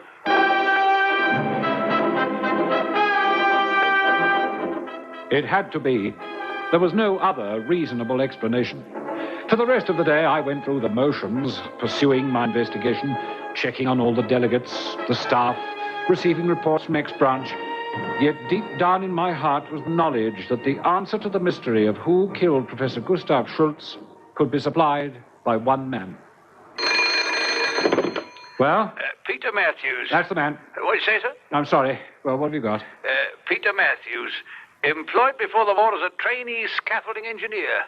Conscripted in the army in 1941, taken prisoner in 1943. Released by American forces in 1945. Not enough, Ops. Not half enough. Where did he serve in the army? Where was he taken prisoner? And by the same token, where was Professor Schultz during those years? Because I want motive, man, motive. It had to be. It was beyond all credence that men such as Professors Marchbanks and Wilson would plot and execute a murder in the august precincts of the Royal Society. It had to be Matthews. It was. Carr. I'll get in now, sir. Come on, up with it, Ops. What have you got? Peter Matthews, posted to the Rifle Brigade March the 4th, 1941. Yes? Transferred to Special Services on January the 10th, 1943. Worked behind the enemy lines. Was captured in October the same year. And Schultz? Matthews was a prisoner in the Frowley camp where the commandant was Schultz. That's it. That ties it up. Thank you, Ops. Tell ex-branch they've done a good job.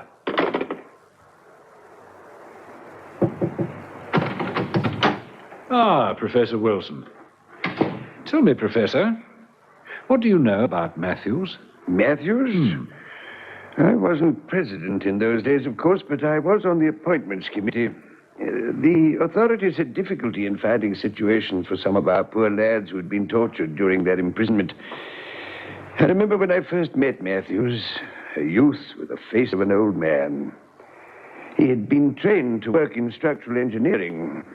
After his experiences in Frolig, there was little he could do other than what he's doing now. But surely you don't suspect... It's more than suspicion, Professor. It's fact. But you know what that man went through? He went through the agonies of hell and never once betrayed the whereabouts of his comrades. You know he was decorated by the king. His torturer was Schultz. If he didn't do the actual torturing, he was in command. There's no point in denying it, is there, Inspector? You figured it all out, chapter and verse. All those years I kept that poison capsule 1/3 of an inch long and 1/6 of an inch wide, and I knew that one day that parasite would help me settle a score with that swine. Matthews, I'm sorry for you, but you've no right to take the law into your own hands. I'm arresting you for the premeditated All right, murder. Inspector. You needn't finish it. I plead guilty. What is there for me to live for anyway? When they got me back to Blighty, they told me I couldn't hope to live the life of any normal man, you know, have a wife and kids and... Matthews, is there anyone you'd like me to telephone? Anything I can get you before I take you down to the cells? Would you please just tell Professor Wilson I'm sorry, and I wouldn't have let anyone else be charged. I really wouldn't have, Inspector. I'm convinced of that, old chap. You got on to me pretty quickly. You helped me. Me? How? Well, you see, Matthews. Well, listeners, how did Matthews give himself away? Not sure? Listen to the commercial, and I'll be back to tell you. What are you thinking about? Oh, I was just thinking about the week we spent in that dilapidated old beach shack and the fun sandwiches you concocted. You had a thing about yum-yum peanut butter, which you mixed with, Crisp bacon. My yum-yum special. It was great. And then there was the honey. I must say, honey and yum-yum taste very good. It's good, healthy eating. Hey, what are you thinking about now? Just thinking, a yum-yum sandwich would taste very nice right now. Smooth, creamy, yum-yum peanut butter. Memorable because it's the peanut butter that remains creamy, from the first pat to the last bit right at the bottom of the jar. No wonder little boys, and dads too, enjoy scooping it out by the fingerful. Yum-yum. This is nice. Hey, Mom, there's a 4-cent off special offer right now at all the shops on Yum Yum peanut butter. All right, you little blighter. Off you go to sleep. Well, listeners, what was it that pointed to Matthews as the culprit? Simple, really. If you remember, there was a complete conspiracy of silence between myself and the two professors. No one else knew that the man had been murdered. And yet Matthews said to me, Poor bloke, being murdered away from his home. how did he know unless he was the murderer? That statement, coupled with... Here's your coat, sir. Dankeschön. Good night, Professor. See you in the morning. Yeah, my lecture. It's the condition of my mouth when I speak. It gets very dry. Please make sure there is fresh water. As soon as Matthews set eyes on the commandant of the camp who failed to recognize him, he was determined on revenge. They made his life as comfortable as they could in prison, but the ill health that dogged him took its toll, and he died in prison hospital. And the moral of the story, if you're a member of the Gestapo, don't go torturing your prisoner. He'll only get acid. Good night.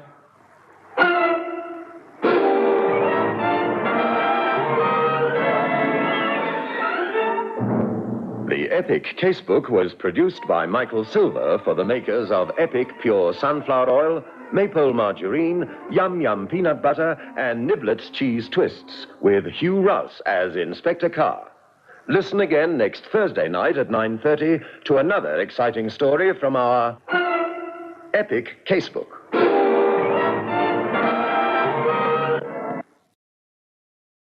Springbok Radio presents...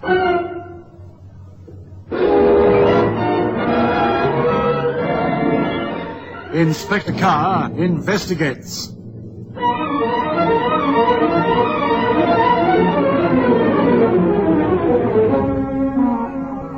Far be it from me to criticize the system whereby inquests are convened on deaths that did not occur from natural causes, or where the unusual circumstances resulting in such demise remains in doubt. Of course, should the coroner record a verdict of death by misadventure, or as the result of an unfortunate accident, then, in terms of investigation, the police are not involved.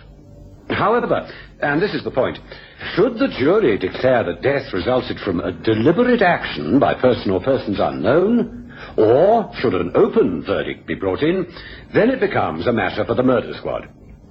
Unhappily, this can mean an interval of up to a month from the commission of the crime to the necessary evidence being forwarded to Scotland Yard. And you don't have to be told that when it comes to murder, time is of the essence. It was because of this that I worked so fast in order to prove that Edward Bassett's death was indeed premeditated, although in the beginning this was very much in doubt. Let me tell you about it. I've called my story An Open and Shut Case.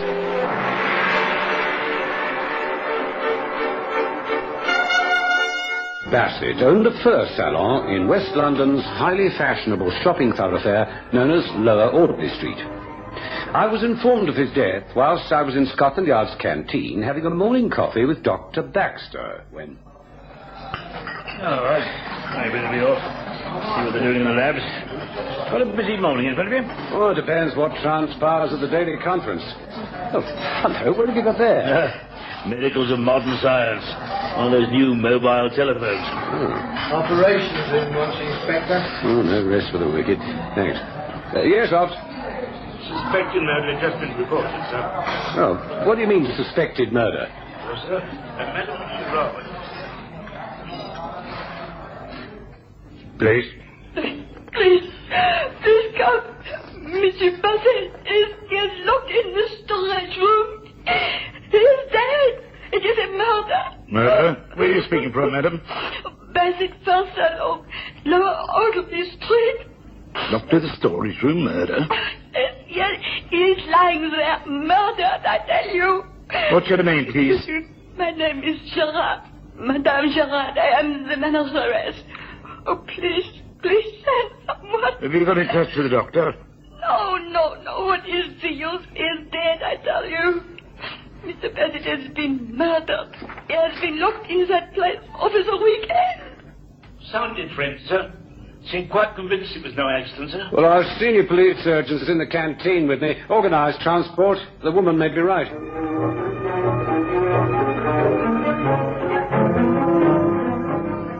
Within a matter of minutes, Dr. Baxter and I were staring down at the still, lifeless figure. His loosened tie and open shirt collar told its tragic tale. Poor devil. Look at his broken fingernails. Struggled to open the door.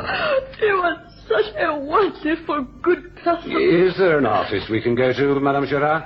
You've had a shock, and there's no point in standing here almost freezing to death. Sorry, unfortunate phrase. Can I leave it to you, Doc? Yes, you can.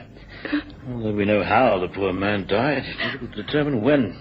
You go ahead. I'll join you just as soon as I finish my examination. Examination? What is there to examine? He died because he froze to death, didn't he? No, madam. He's suffocated to death. Poor chap died from lack of oxygen. Oh, there's always the possibility that your employer was coshed first and then placed in the refrigerator. Oh. There are all sorts of things to look for, Madame Gerard. Murders are seldom as simple as they appear at first glance. We'll leave you to it, Doc.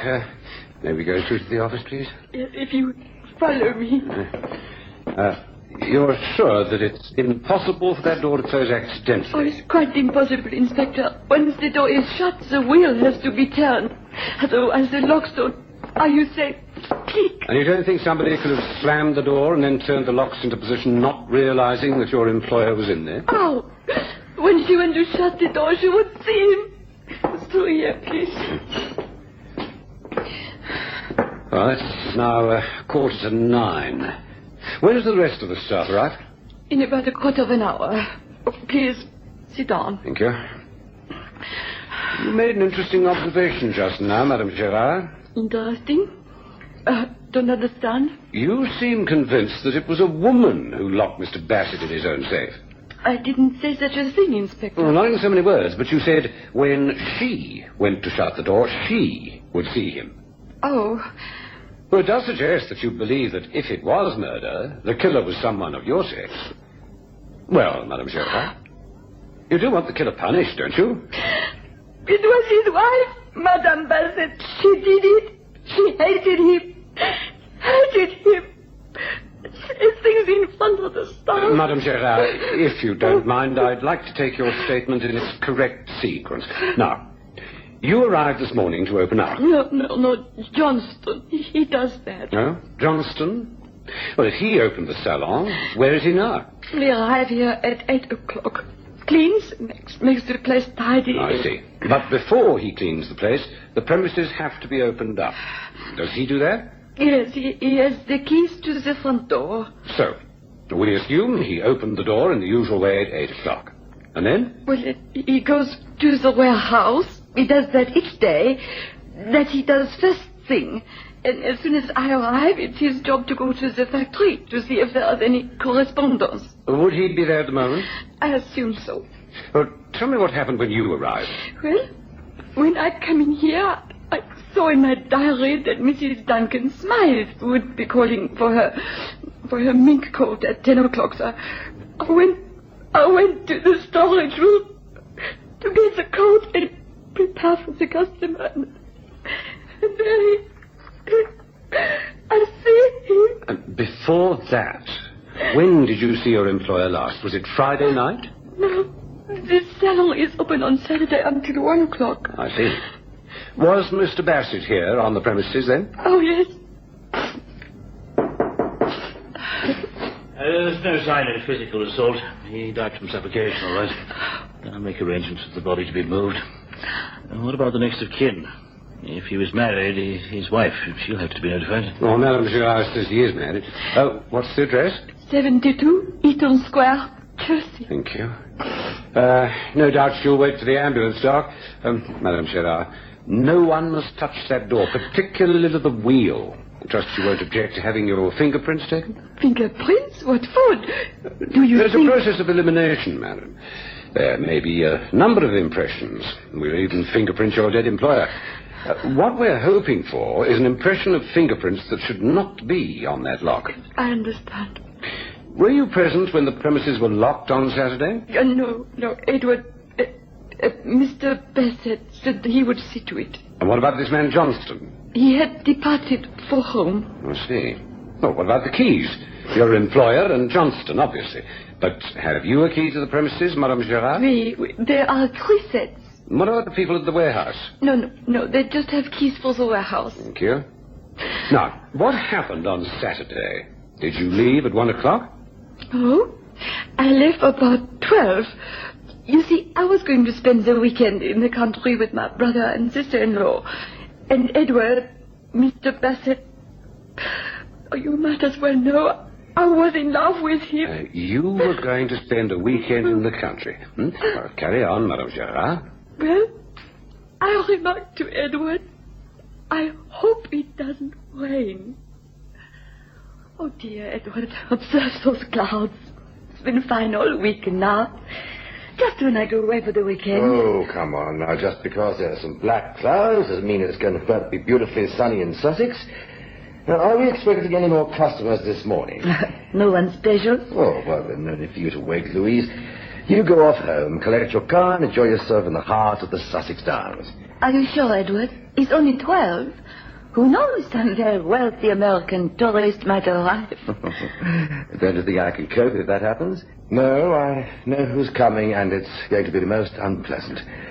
In fact, I'd be happier if you were not here to witness it. A dissatisfied customer? Never you mind. Take advantage of this outburst of generosity and leave this place of slavery. I picked up my bag and I went home. I collected my car from the garage. And that's the last time I saw him alive. I see. Thank you. For how long have you known Mr. Bassett? 8 years. I first came here as a sort of assistant and model. You know, wearing the furs so that the customers can see the appearance. And Mrs. Bassett, how long have they been married? 6 years. May I make a suggestion, Madame Girard? There may have to be an inquest, so don't go accusing anyone of murder. Leave that sort of thing to us. So you mean you're going to wash your hands of all this? No, of course not. However, it could have been an accident. What do you mean, an accident? It was deliberate, I tell you. Deliberate. You'd better answer it, madame. I'll be listening. Hello, Bassett de Ferriers? When you've finished with my husband, send him home. Remind him that he has the son who thought his father would be home when he arrived from boarding school. Do not pretend that you... Give me that. Mrs. Bassett, I'm a police officer. I'm afraid there's been an accident. Accident? What sort of accident? Your husband is dead, I'm afraid. So, she carried out her threat, did she? Who? Dear Louise Gerard, of course. Mrs. Bassett's voice came through the telephone receiver loud and clear, causing the blood to drain from the face of the woman she accused. With a great effort of self-control, Madame Gerard said, Oh, Daddy, don't you see what this terrible person is doing?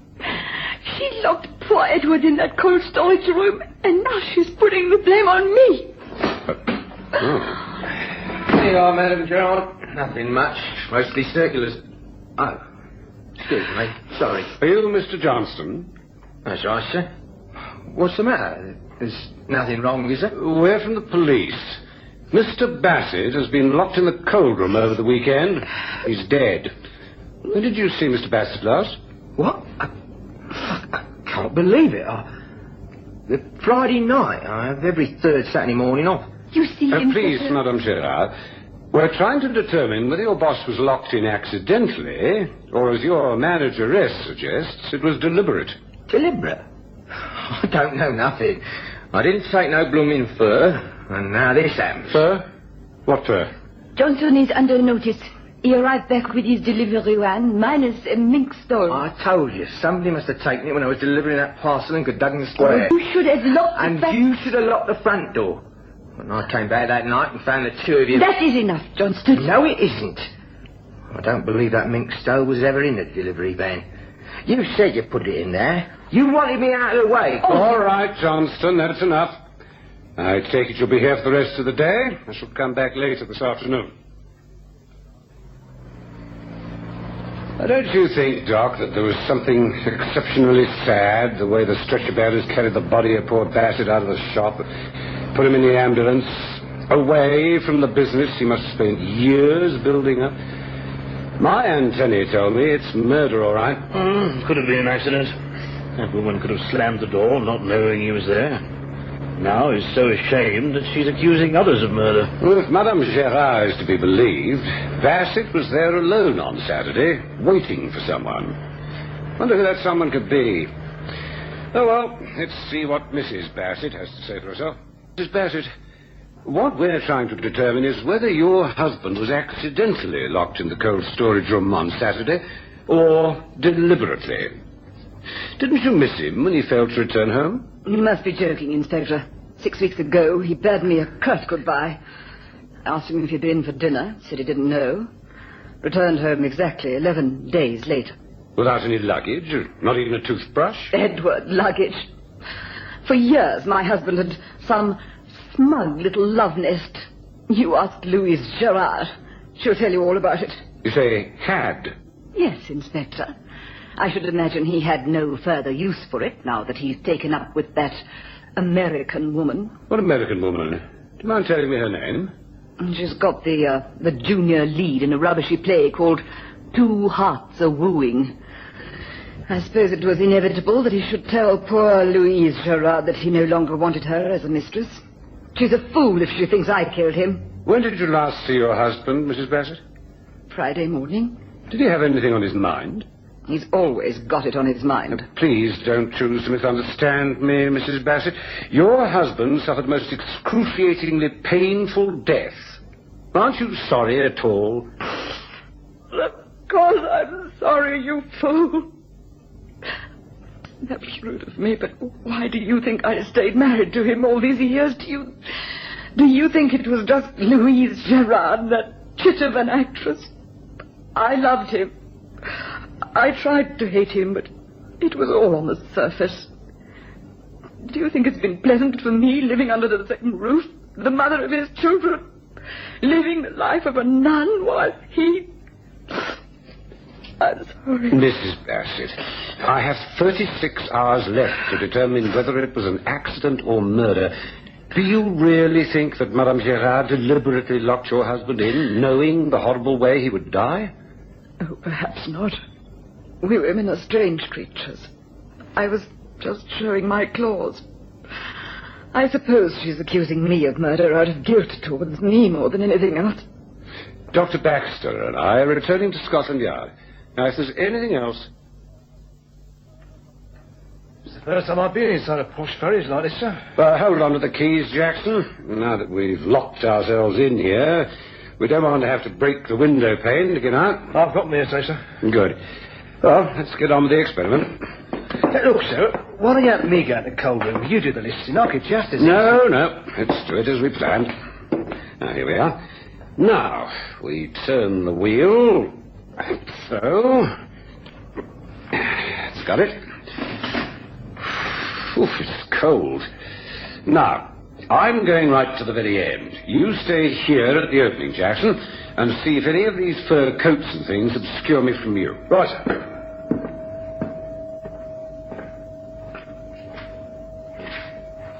Right, got to the end. I'll get behind this rack. You see me? Yes, sir. Even those very long coats are about 2 feet from the ground. I can easily see part of your legs and your shoes, sir. All right. Now, supposing I'm over here, and you're about to shut the door. What now? Oh, now I can see the top of your head, sir. Well, now close the door. Here, but don't forget to open it when I shout, will you, Jackson? No fear of that, sir. I've closed the door, sir. Can you hear me turning the wheel from inside, Inspector? Very much so. The sound in here is very clear and a kind of echo effect. How well can you hear me? Very clearly, sir. Well, they'll let me out before I catch pneumonia.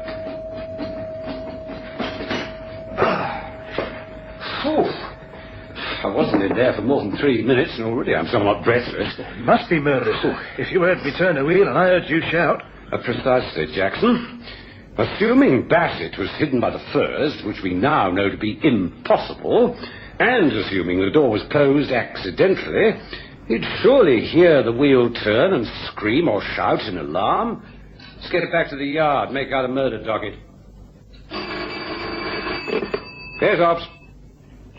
Lee Hamilton, sir. Junior lead in 2 Hearts of Wooing. She's been out of the show for over a week, sir. Operated for appendix last Tuesday. She's at the Queen Victoria Clinic. Well, that's her out. What else? Ex-branch reports that the manager of the jewellery shop next to Bassett, sir, he was standing in his doorway when Johnson opened the shop. Just a minute, Ops. I want to know who was on patrol duty on Saturday afternoon. Whilst on patrol duty, I examined the locks of all the shop premises in Lower Audley Street and can definitely state that the front door of Bassett's to Furrier's was locked, sir. Are you sure of this, Constable? Absolutely, sir. I was round about 1:30. Now, look, Constable, I've been on the beat myself, and I know the temptation to skip the odd street or premises, but there's a murder involved here, so forget what you put on your duty book and tell me the truth. This is vitally important. But I did, sir. I swear it. You say, Madame Gerard, that Mr. Bassett suggested you'd leave early, and you did. That is so, Inspector. You left about 12 o'clock, correct? It is correct. And you say you collected your car and drove to Sussex. Whereabouts in Sussex? Osmonceau. Yes, I know where it is. What time did you get there? A little after 1:30.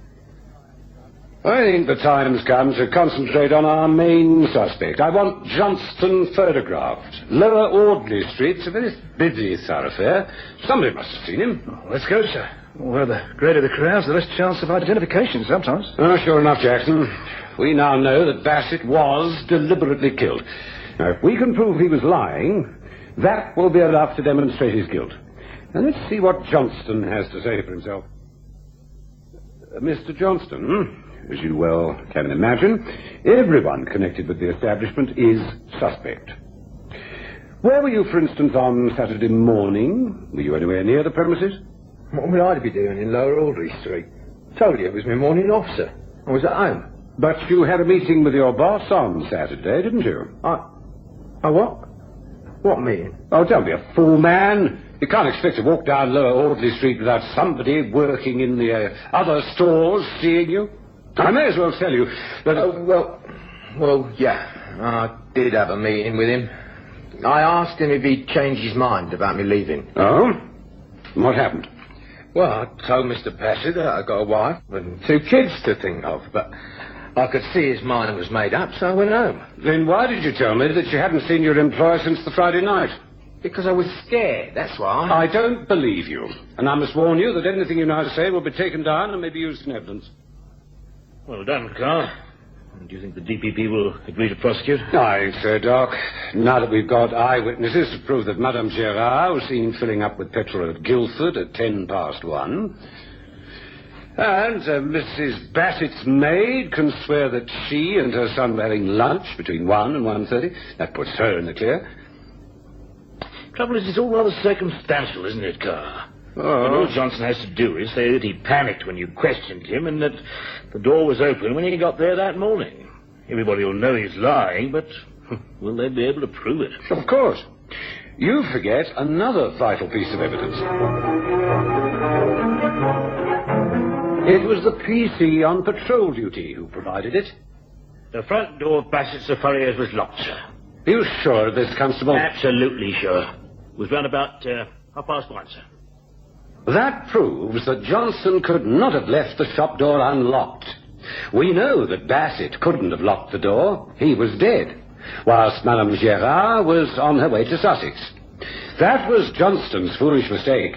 Had he not locked the front door when he left, there might well have been an inquest after all, with a verdict of murder by some person or persons unknown.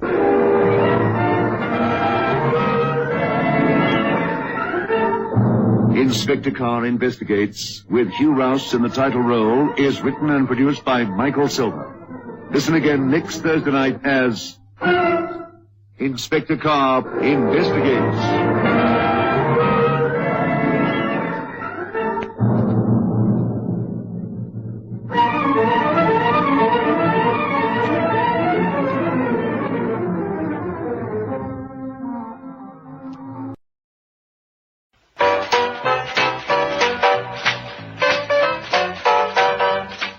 The Epic Casebook.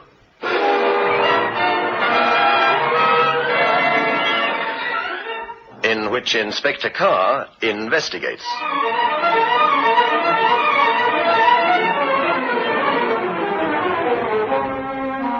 On more than one occasion, I've demonstrated in this series that some of the most baffling investigations concern those acts of murder committed on the spur of the moment. Crimes which are not planned in advance, or premeditated, of course, otherwise the crime would not be labelled murder, but committed on impulse. The killer destroys his victim and then disappears. On the other hand, many a murderer has been brought to the bar of justice because the criminal takes so many steps to conceal his guilt as to lead the detective in charge of the case right to his very door. Too clever in concealing his tracks, an over-elaborate alibi, and so on. Take tonight's story as a case in point.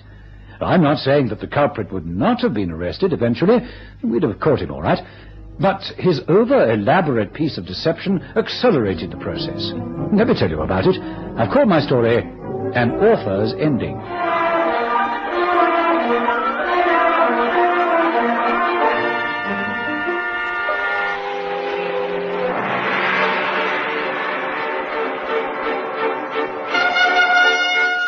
I wonder how many of you remember Olivia Shaw. Today she's almost forgotten, yet she was a fine writer whose word pictures of the London scene delighted me. Olivia Shaw shot dead, you say? Yes, sir. When, where? Call just came through, sir. 14 Edward Terrace, Regent's Park, sir. Edward Terrace, right. Any action been taken? Yes, sir. Sergeant Wilkins from the Marylebone Police Station is at the address now, sir. Right, arrange transport.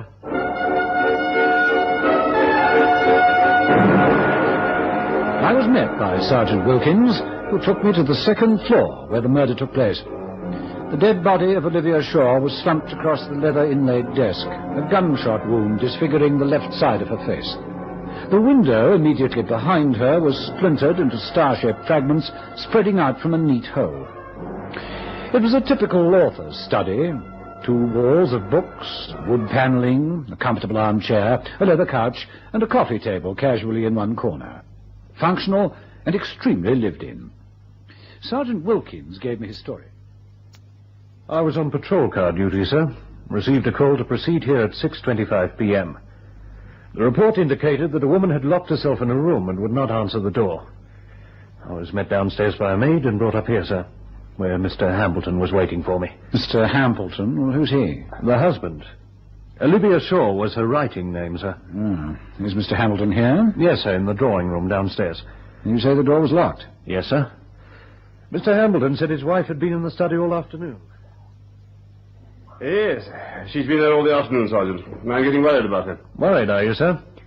Is that why you telephoned the police saying it was urgent? If you and your wife had some sort of quarrel, then I suggest... Give me patience. Don't you understand what it might mean? She's... well, like all writers, my wife is given to fits of extreme depression. Olivia! Olivia! You see what I mean, Sergeant? Well, if you're so worried, why haven't you broken down the door? Oh, look at this door, Sergeant. It was built 100 years ago, solid as a rock. How are we going to break it down? Well, there is obviously something wrong. That knocking would have awakened the dead. I'm sorry, sir. I shouldn't have said that. You say it is locked from the inside. It's more than that. It's been bolted.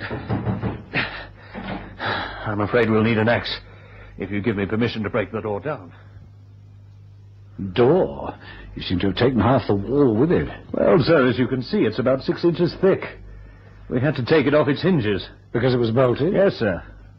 You are certain it was bolted from the inside? Well, positive. I left it for you to see, sir.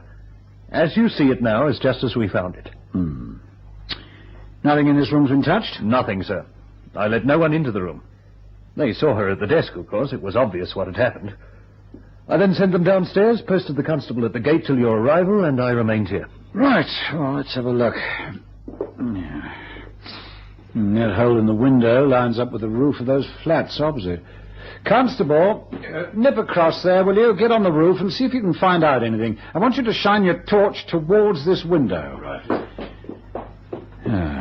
Olivia Shaw. My way to go. I saw her on television once, sir. Some highbrow panel thing. Never read her books. I have. Read every book she had published. A Guide to Toxicology? Now, what on earth would she be doing with a book on poisons, or more accurately, a guide to poisoning? Well, probably in the process of writing a murder mystery, sir. Possibly, but crime writing was hardly her line of country. Oh, there. Look at this writing. She's calling her book Bitto's the Pill. Hey, what's that? Sir? I fished that crumpled paper out of the basket. Looks as though it's got some writing on it. Oh, sir. Same sort of paper as this foolscap, sir. Here we are, sir. Thank you. Well. Title here. Poisonous to the taste. Oh, well, that probably explains the book on poisons. Yeah, come to think of it, where's the pen? She must have been using a pen. It's just by the desk on the floor, sir. Although, there is something strange somewhere, sir. If Olivia Shaw was writing when she was shot, the pen would be on the desk. Or it would have rolled off the front of the desk. But not there, right at the back. Well, it could be, Wilkins. The bullet wound on the left side suggests that she turned her face just as the killer fired. No, it's consistent, all right. Hey, wait a minute. There's the constable with the torch on that roof. Good now. Let's see. Yes, that's how it happened. Her head had been just about here. That lines up with the hole in the window and where the constable is now. All right, let's go downstairs.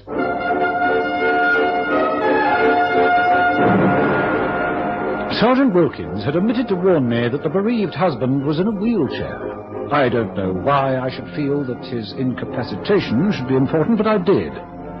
The whiteness of his knuckles showed as he gazed up at me, his hands clenching the upper rims of the wheels. As he sat there, with his white silk shirt, large black bow, his pink and white face and penetrating blue eyes, he looked for all the world like the portrait of an early Victorian poet. That's a terrible business, Mr. Hambleton. My car crash? Or what happened to my wife? I was referring to the death of your wife. You say you had a car crash? Yes. How long have you been married, Mr. Hambleton? 2 years. I understand that Sergeant Wilkins told you that your wife was murdered as she sat at her desk. No, but that's impossible. I mean, Olivia was locked in. We had to break the door down. Well, somebody fired from the roof opposite her window. Where she sat was in the direct line of fire. Forgive me asking this, Mr. Hambleton, but was your marriage a happy one? Reasonably so. By modern standards, that is. Mr. Hambleton, who would want to climb onto the roof opposite and shoot your wife to death? Have you any idea? No idea at all. Some maniac who didn't like her last book, perhaps. Forgive me for saying this, but you don't look particularly upset. Don't I? Well, possibly because I feel that all this is part of Olivia's own creation. There's an air of fantasy about it. In what way? Well, the locked room, firing from a rooftop. Oh, that's the sort of thing she might think up in her bath. That's where she concocted most of her plots. Plots? But I regarded Olivia Shaw as one of the more serious writers. Oh, not as Olivia Shaw, I don't mean. Her other name. Edgar Thomas Milne. Do you mean that your wife was Edgar Thomas Milne, the crime writer? I do. Olivia's books sold in their thousands. As Edgar Thomas Milne, she sold millions. Well, that explains the book on toxicology upstairs. Tell me about your accident. Oh, I overtook on the M1 when I shouldn't have done. Got my license endorsed. I deserved it. When did you see your wife last? When we broke down the door of her study. Mr. Hambleton, you know perfectly well what I mean. Your wife has been murdered, and although you don't appear to be overwhelmed at her death, I expect you to assist to catch the murderer. I take it you want the murderer caught? Well, of course. I'm sorry. I last saw Olivia at about 2:30 this afternoon. Where? What was she doing then? Well, we'd just finished lunch, and Olivia said she was going to her study to work. I see. Was everything quite normal? You didn't row or anything? Perfectly normal. We were on the best of terms. What did you do when your wife went to the study? I went out there. Look, if you look through the window, you'll see my workshop. Oh. What happens in your workshop? What do you make? Not make. Create. At the moment, I'm working on a metal creation showing man and the H-bomb. I see. Can you walk at all, Mr. Hambleton? Not an inch. Well, you could hop around on one leg, couldn't you? You try it. My left leg is broken, and so is my right ankle. Oh, I can do a balancing act on my crutches, I suppose. So you didn't see your wife from the time you went into your workshop until when? Well, she usually came down to tea. I manoeuvred myself back from my workshop through these French windows. I rang for tea, but no Olivia. And then? I rolled myself back into the workshop. It worked until about 5. Still no sign of her. Well, didn't that worry you? Worry me? Good heavens, no. Why should it? She's a writer. I've known her go into her study and not emerge till midnight. Well, that's one thing she's impressed on everyone. When she's in the throes of literary creativity, she's not to be disturbed. Poor Olivia. She'll never finish. Bitter as the pill now. Well, from what I could see, she just started the book. She hadn't even written a rough outline. You say you never disturbed her, and yet you called her at 6:15. Yes, I did. At about that time, the telephone rang.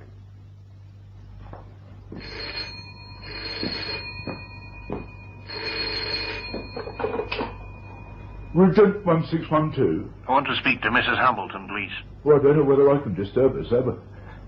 It's for Madam, sir. No, I'll take it. Hello, Hamilton speaking. Oh, hello, Mr. Hambleton. We'd very much like to talk to your wife, if we may. I'm sorry, my wife can't be disturbed. This is Connor speaking. There seems to be a conflict in times in the proofs. It says that Phillips arrives at the house at 10:30, and then in the next paragraph it says 8:30. Now, which is it, do you know? We're waiting to go to press now.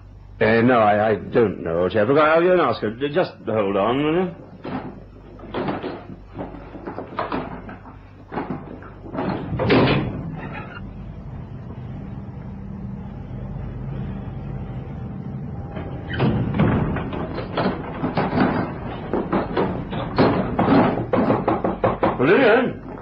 Olivia, there's something wrong with your manuscript.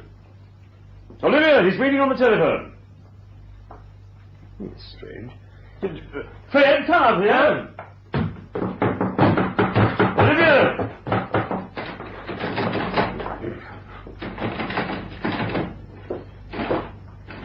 Seems bolted on the inside, sir. Honey Meadow doesn't answer. Yeah, she might have had a heart attack or anything. Look, we'll have to break the door down. You won't be able to do it on your own. We'd better dial 999 to get the police assistance. And, well, that's when you chaps came on the scene. I see. And you still have no idea why your wife was murdered or who was likely to do the killing? No idea at all.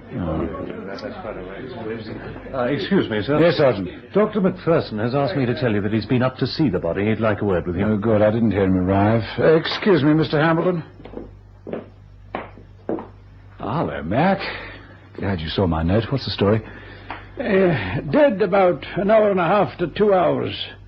Shot with a 45, I'd say. What did you say? Well, she was shot with a gun. You couldn't fire a pistol from... All right, Mac. You don't know the circumstances, and I've been a bit of a fool.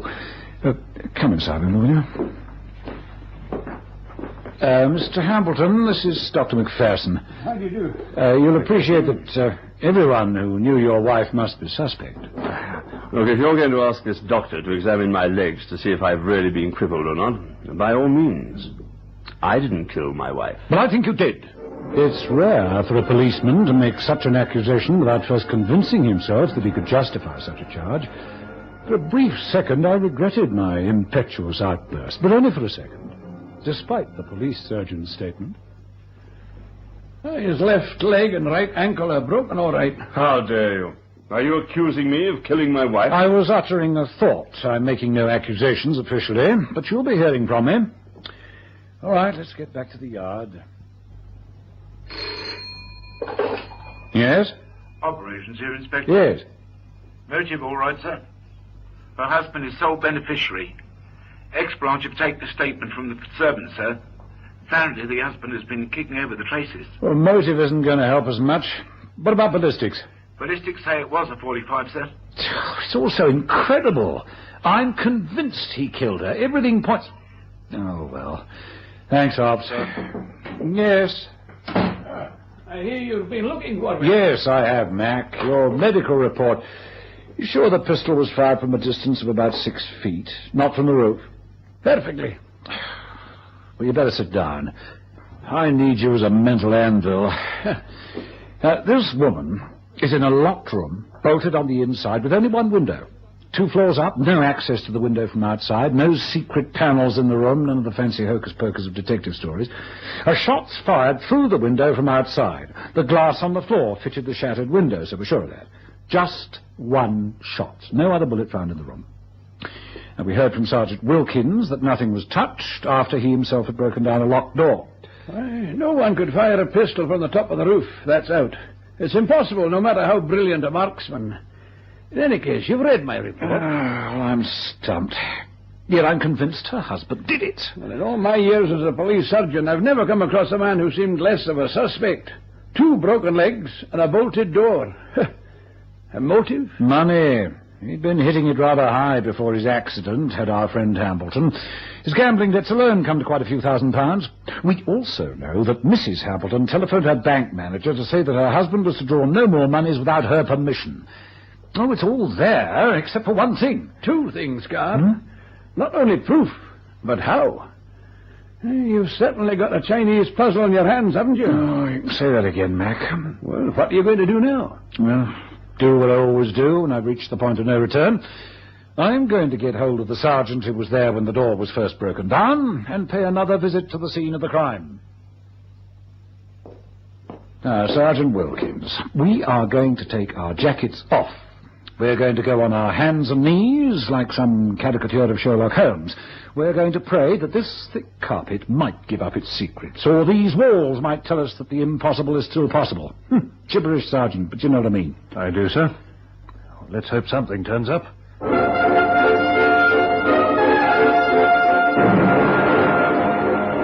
In a manner reminiscent of the character created by Conan Doyle, Sergeant Wilkins and I began to peer through our magnifying glasses as we crouched on all fours. I'd begun to give up hope when... Got some, sir? Huh? Here. Glass? Yes, sir. Tiny little fragments. Oh, of beautiful glass. Good. Well, let's go on searching. If we could only... Oh, that's asking. Look over there, Wilkins. What does that look like to you? And over there, left-hand frame of the door. Oh, let me see, sir. Looks like putty, sir. It is putty. That's where he bored the small hole. He must have a well-equipped workshop. That's how he managed to slide the bolt. Well, well, we've got him, Wilkins, we've got him. Now, I'm being a little precipitate, Sergeant. Ignore the last remark. Let's go and have a look at that workshop, shall we? In the meantime, we'd better get that constable back on duty here again.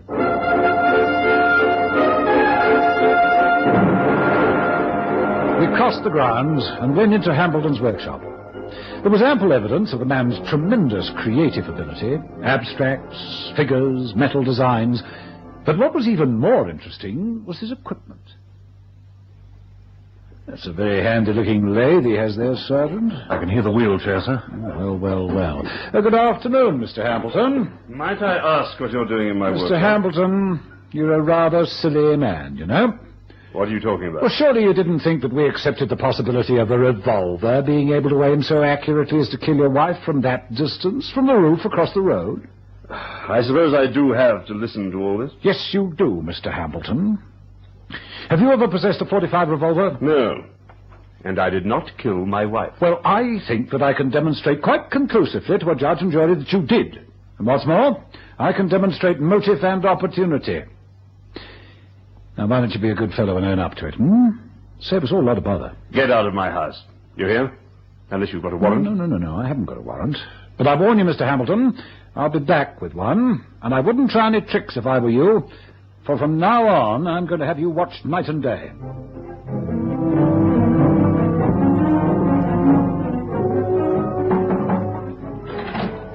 You sent for me, sir? Yes, Sergeant. I've been going through all the notes I've made. They still don't add up. But I thought... Yes, so did I. Wishful thinking. I've got a feeling that you've been used. Me, sir? Yes. All along I thought it was rather curious that a man like Hambleton should phone for police assistance merely in order to break a door down. His servant Fred could have got an axe and done so. Why need the police? I don't know what you mean, sir. Because he wanted you there to establish without any shadow of doubt that it was bolted from the inside. Now, this is what I think happened. Hambleton went to call his wife, as he told us. But when he knocked on that door, it wasn't locked or bolted at all. Remember what we saw on the framework? Yes, sir. Mm-hmm. Now, this is the case we're going to present to the public prosecutor. I want to see whether you agree with it. I shall charge that Hambleton wheeled himself into the study, took up a position on the left side of his wife, and as she turned away from him, he pulled out a .45 pistol, shot her through the head. Go along with that theory, Sergeant? Yes, sir. But there's one thing that's worrying me. Yes? A .45 gives off a pretty loud report. Well, surely the servants would have heard something. Not if a silencer had been fitted. Unless the study is so soundproof as to hold in all noise. I think the silencer's more likely. Yes, sir. Particularly as the noise could be heard through the window. Ah, yes, the window. Coming to that. Now, my theory is that the shot was fired through the window, all right, and that's where Hambleton's workshop began to prove its value. Now, all it takes, a couple of screws from the beading. He couldn't walk, but he could stand. He took out the window, stood it up in front of a handy block of wood he'd brought with him, and fired. With me, Wilkins? Yes, sir, I am. No sound was heard. He replaced the shattered window in its frame and screwed it up nice and tight. And then the clever Mr. Hambleton collected up all the slivers of glass and arranged them in front of the window, so that we, the stupid police, would think that the shot had been fired from the outside. What worries me, sir, is... Oh, go on, Sergeant. Now, before we complete our dossier, we've got to anticipate every possible objection, because unless we find the gun that killed her, all this is sheer conjecture. The Commissioner wouldn't move until we've got more facts. So, what are you going to say? Well, sir, we have established with Russell and Company that this Mr. Hambleton did make a phone call. Right. All that is authentic stuff, sir. I mean... Well, he couldn't have done all the things we think he did between the times of the telephone call and the time I arrived, sir. It was all in a matter of minutes. Yes, of course, but don't you see, Sergeant, that telephone call was highly fortuitous. He had a very good excuse for going and knocking on the door. Well, who knows, but for that he might have left the body there until the following morning. And then he got the servant to summon the police. Yes, I see that, sir, but the bolt... Now, I'm coming to that. All it needed was a simple length of nylon. Very thin, very strong. He loops it around the bolt, threads it through the hole in the door jamb, goes outside the study, closes the door, slides the bolt into the socket, and withdraws the nylon through the hole. Highly ingenious, don't you think, Sergeant? It is, sir, but as you say, it's all on paper. The bits of glass we found and that piece of putty on the door frame, that won't be evidence enough, will it, sir? Wise words, Sergeant Wilkins. We'll never secure a conviction if we precipitate matters. The gun. What did he do with the gun? Now, this is where we can thank our lucky stars. He's confined to a wheelchair. Yes, Carr? Operations here, Inspector. Yes. Servants confirm that Hambleton never left the house since his motor accident, sir. Experts say that they can find no one who witnessed a man in a wheelchair leaving the premises. Neighbours on either side say they haven't seen any activity, sir. Thanks, Ops. That's our main hope, and by no means a forlorn one. Now, get through to Marylebone. I want a dozen men with the worthy Sergeant Wilkins in charge. We're going to search that place from top to bottom. One can't dispose of a .45 as easily as all that. Look, you're wasting your time, Inspector. You've had all these men making a mess all over the place, churning up the garden, now my workshop. You've been here for 3 hours. I've looked in all the cupboards, sir, everywhere. If any of you have touched any of my models... What are you looking at, Hambleton? That's a nice metal vase. And there it was, the final and the most important piece of the jigsaw puzzle. A Sten .45. And with it, the silencer. I've just read your dossier on the Hambleton case. Brilliant. What a cunning devil. No, he wasn't, you know, Mac. A clever metal worker, but he gave himself away from the start, although I didn't spot it immediately. Oh? And how was that? Well, you see, Mac, When Hambleton said...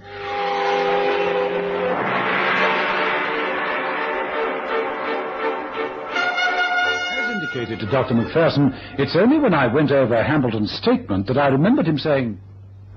Poor Olivia. She'll never finish Bitter as the Pill now. That's where he gave himself away. For if you remember, we found that she had written on her manuscript the title Bitter was the Pill. And yet, when we went through her waste paper basket, we found that she had written a previous title, Poisonous to the Taste, and scrapped it. This must have been done that afternoon behind her locked door, so-called. How could her husband have known of the new title unless he'd seen it on the dead woman's desk?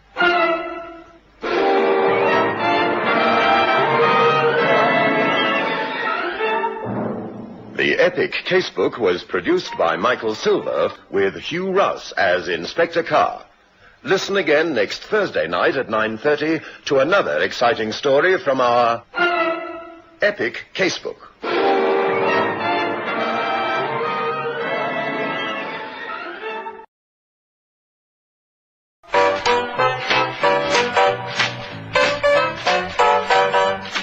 The epic Casebook.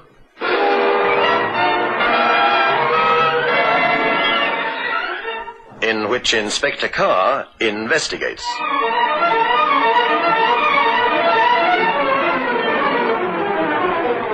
Have you ever wondered at the extraordinary mechanism of the human mind, particularly in relation to the past?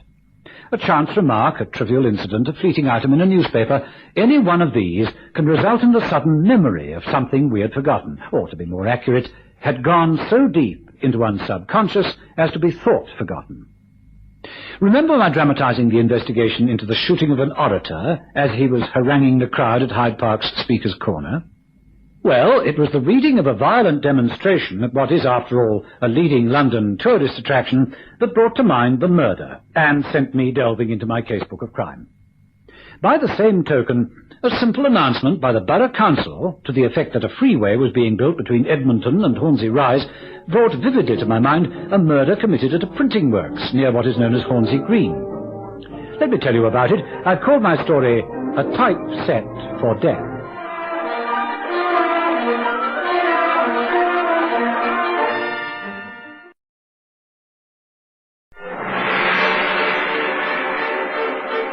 The weather was at its worst, with the persistent drizzle of rain and the harsh biting winds creating traffic chaos, as well as an atmosphere of gloom.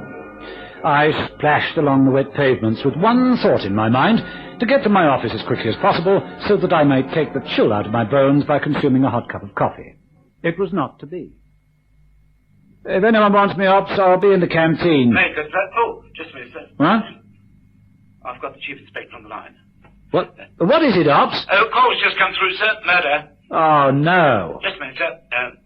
It's a man identified as Martin Craddock. He's been found dead at Craddock Printing Works, Farthing Lane.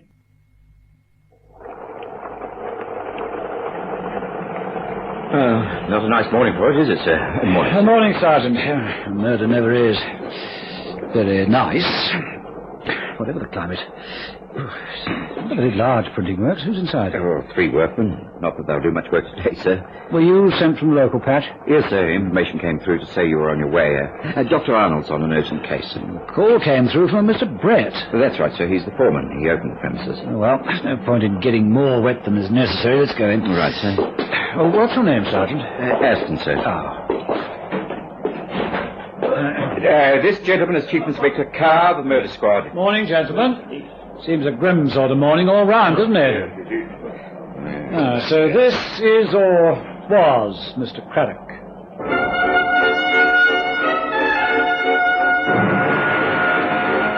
He lay sprawled on the floor of the printing shed. Nearby was a large bench upon which were various cases of type.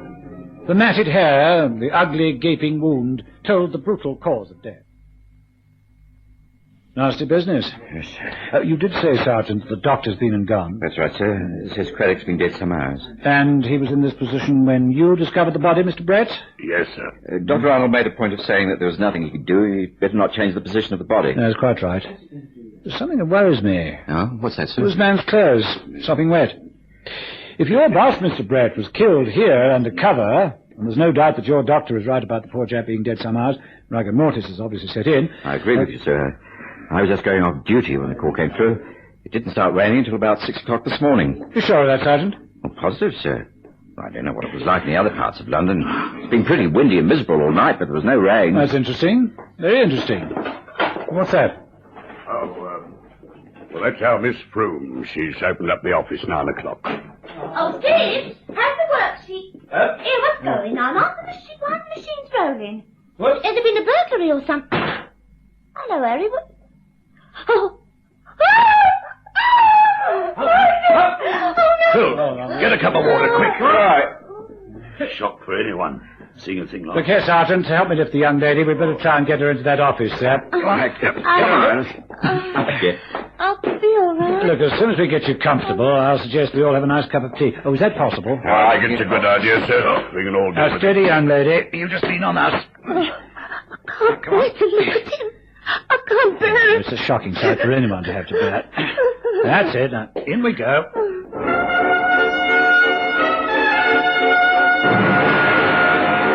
The sergeant and I managed to get the trembling, white-faced young woman to her chair facing the small office desk. As I'd been driven towards the scene of the crime, I'd anticipated a simple act of murder, with robbery as the motive. It was now clear that the investigation was going to be far from simple. Oh, fancy me doing such a daft thing as passing out. No, it wasn't daft at all, Iris. Enough to make anyone pass out. I'm all right now. I'll make the tea. No, you stay right there, my girl. I know where everything's kept. I'll put the kettle on. Oh, Tom. Oh, you'll find some sugar in that shelf there. I know where it's kept. All right, Mr. Brett. Let's hear from you what happened this morning. Well, Governor, arrived here at 7 a.m. We had a rush job. Now, just a minute. How did you get into the works? You got a key? No. No one keeps the key other than the boss. Well, what time did he arrive, usually? 7 o'clock. Never missed. Yes, but surely there must have been days when he was away or indisposed. Oh, well, Iris opens up. Yeah, that's right. I got a key to the office. If Mr. Craddock was away or he didn't feel like going in early, he'd phone me and I'd be here in time to let them all in. I see you have a key to this office. Yes. But not for the door that leads into the works. No. And what about the communicating door separating this office from the works? That office over there, is that kept unlocked? No, not during the day. But when you go off at night, or you have to leave the office for any reason... Well, if you take a look here, sir, you'll see it's one of those self-locking jobs. Huh? You can't open it on the outside without a key. Yes. Yes, I see. Now, when you came in this morning, Mr. Brett, did you get any impression there had been a struggle or that something had been taken from the works? No. No, I didn't, sir. And you, Miss Froome? Was there anything unusual in this office? Did you let yourself in the usual way, by means of the key, I mean? I never dreamt it. Oh, it was just like any other morning. So I thought... Now, all of you, I want... Please, can't we do something about Mr. Craddock lying there? Yes, perhaps you're right. Yes, we can. Oh, and may I use the phone? Of course. Thank you.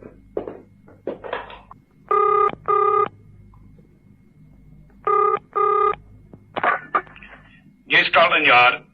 Ops, Carr here. The print men had better come over right away.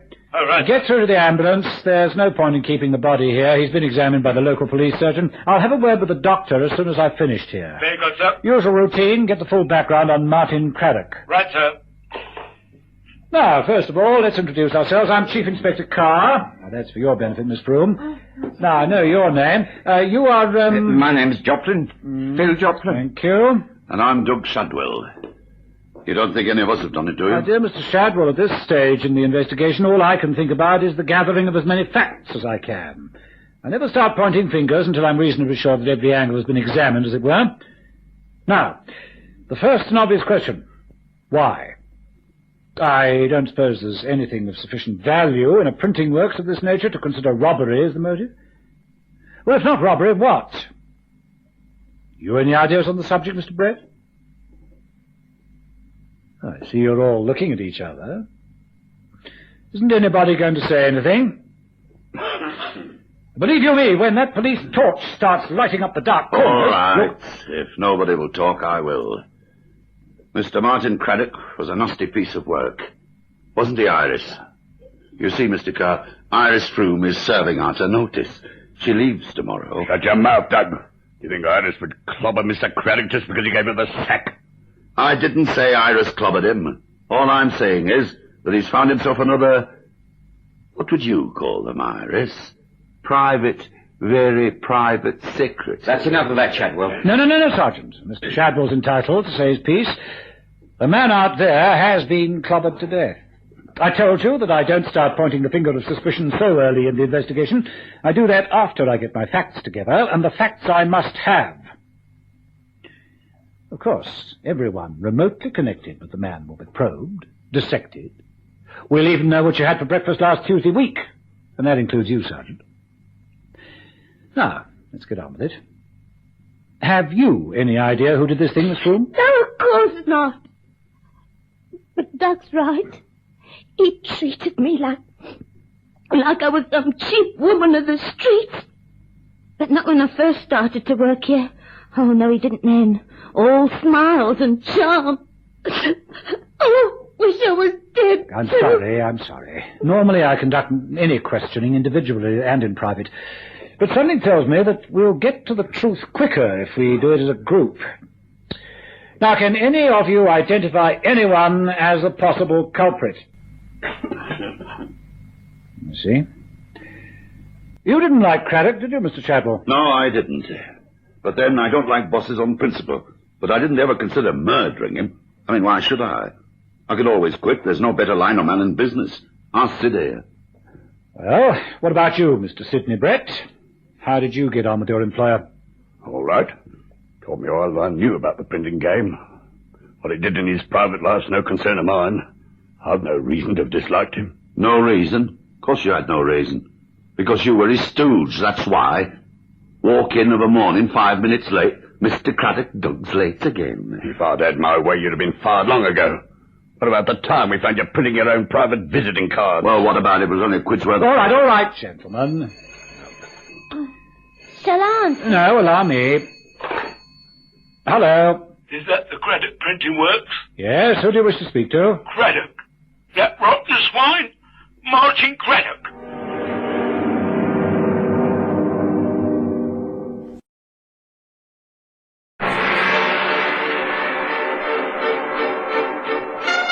It would appear that the murdered man was not exactly popular with everyone. Whether the man on the telephone would prove to be an unnecessary interruption, or whether a new lead had opened up, remained to be seen. Who wishes to speak to him, please? My name is Froome. I'm Morris's father. And you can tell that boss of yours that by the time I'm through with him, he'll wish he were dead. I'm afraid he's that already. What? What's that you said? Your daughter's employer has been found murdered. I happen to be a police officer. Well, perhaps we can communicate later. Where's my Iris? She's here. Good day to you. It was your father, Miss Froome, wanting to speak to Craddock. Oh, I told him not to interfere. Oh, the ambulance and print men have arrived together. There'll obviously be no printing done today. Sergeant, I want this place sealed once the boffins have done their stuff and the body's been removed. Right, sir. Now, I want everybody's name and address, and I'll ask you all kindly to refrain from talking too much about the murder. Right, Inspector. Sergeant, anything crops up, you can get me back at the yard. Right, sir. His next of kin will have to be informed. Can't wait until the reporters hear of it. Was Mr. Craddock married? A widower, sir. Lived in a private hotel called the Portland. I don't know of any next of kin. We'll find out soon enough. Next of kin, sir. Brother.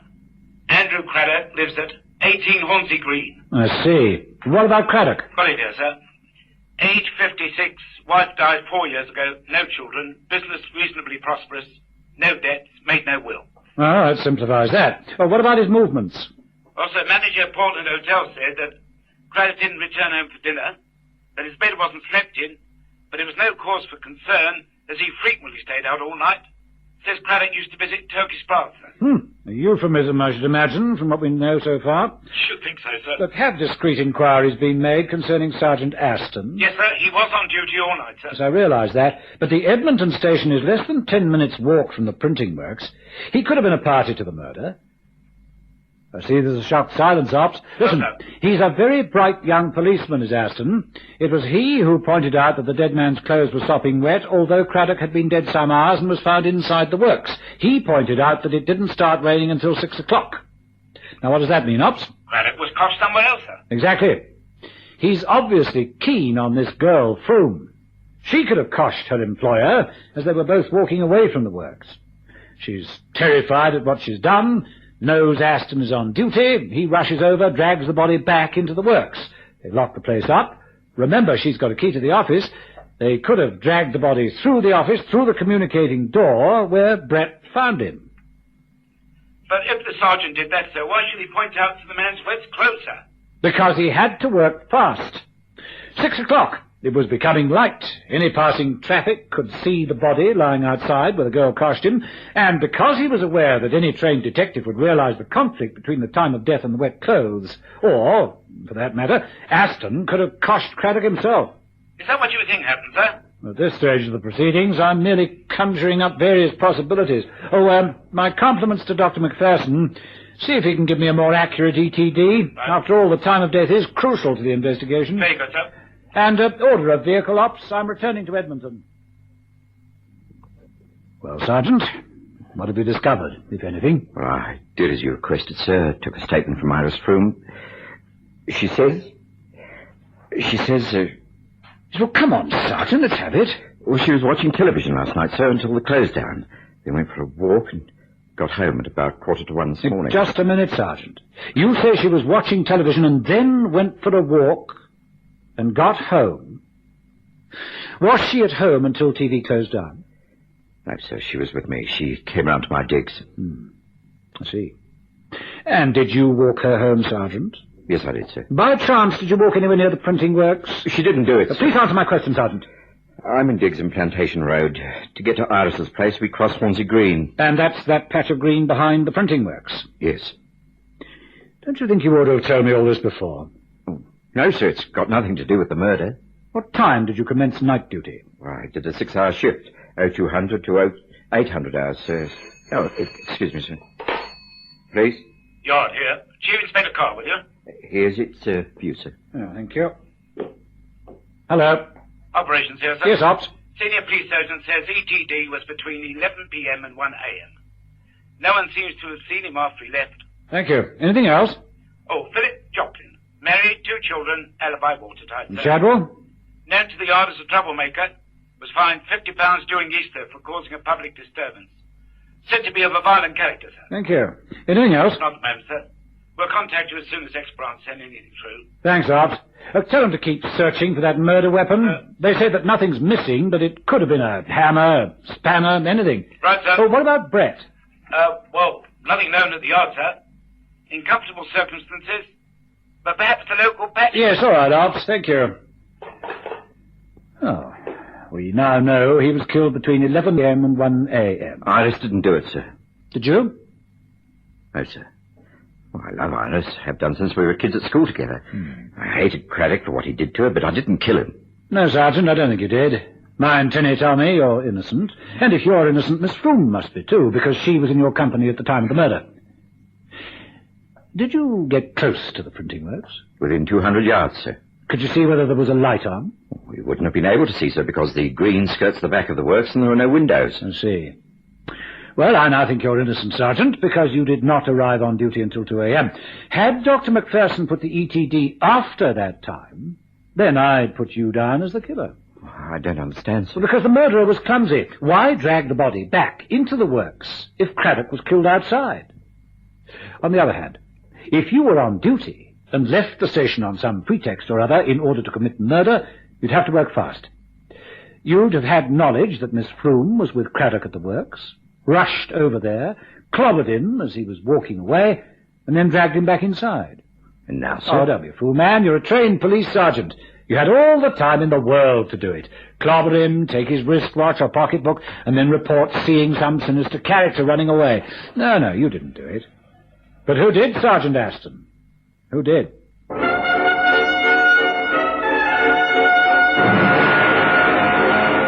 The usual rhetorical question, a question that went unanswered. No one saw Craddock.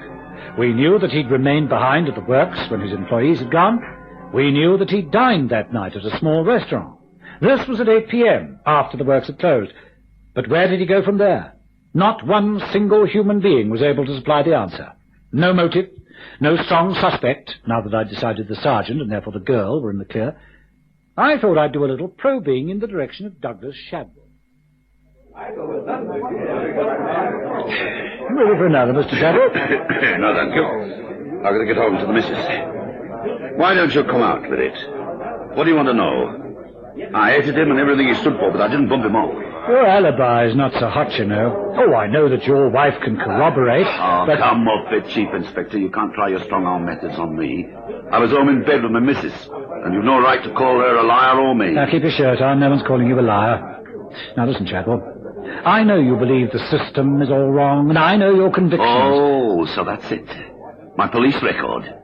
Just because I pushed some silly old tart and she fell over. It was a political demonstration. It wasn't... Let's not quarrel, Mr. Shadwell. You think the girl did it. We're convinced otherwise. I didn't say that. If you say she didn't do it, then I'm glad for her sake. May have shot my mouth off. We were all edgy. Not a pleasant thing to have happened. Fair enough. According to all your statements, Miss Froome left the office at 5:30. You all had a rush job to do, which finished at 7 o'clock. And then you, Joplin and Brett left the works and all had a drink at the King's Arms. You were all there for about 10 minutes. You left the pub together and went your separate ways. That's it. And when we left the old boy back in the works, he was still alive and well. We know that he left the works just before 8 o'clock, went to a nearby restaurant, stayed there for about 40 minutes, but from that second on, he seems to have vanished into thin air. Aye, but we know where he finished up, don't we? Yes, we do. Is there nothing else you can think of? No, nothing at all. Why don't you have a word with Sid? Oh, I have. However, I'll take your advice and see him again. That's a very nice house you've got here, Mr. Brett. Well, we like it. It's nice of you to agree to see me again. I need to talk to someone. The murder of your boss is a complete mystery. We've checked every possible angle. I've had a dozen men working on his sex life. You know, some unknown irate husband or boyfriend. Why not girlfriend? Yeah, that's true. Except Craddock was an unusually tall man, and that crack on his skull would take some considerable strength. I see you've got yourself a nice new colour TV set. Yeah. Keeps us all amused at night. I've been looking at your bank account. I see that you put in £500 3 weeks ago. Have a good win at the races. What is this? I don't know. But I have a feeling you know more than you care to tell me. You have a wife and 3 children, Mr. Brett. I'm afraid I'll have to question them. You killed Craddock. Why? You left your house at 9 p.m. You were not in the local. Where did you go? Look, it's no good, Mr. Brett. If you make a clean breast of things, it'll be better for you in the long run, and your family. What have I done? What have I done? He came back that night, told me a lie. Told me he was going to have some dinner at an early night. Back to the works. All right.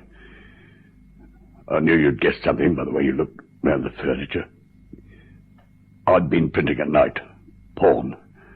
Pornography? They used to send me the works manuscript, and I used to... I knew it. So, that's where the papers have been going.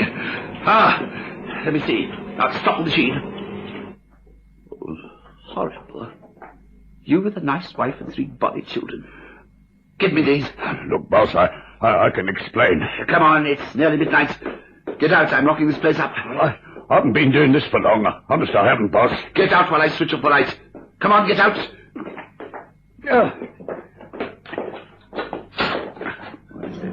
Key. Please, boss, let me explain. You'll explain to the police in the morning. Go on, shove off. And put that spanner back, or I'll have you for theft as well as... Mr. Craddock! Mr. Craddock! I didn't mean to hit him. I threw the spanner into the disused well by the green and ran home. About 6 o'clock in the morning, I crept out of the house. He was lying there. Lying in the pouring rain. All right, Mr. Brett. You'd better come with me. And so I took Brett back to the yard where he was cautioned, booked, and duly charged. Now, unlike previous arrests, the killer was discovered not because he gave himself away, but as a result of pure deduction. How good a detective are you?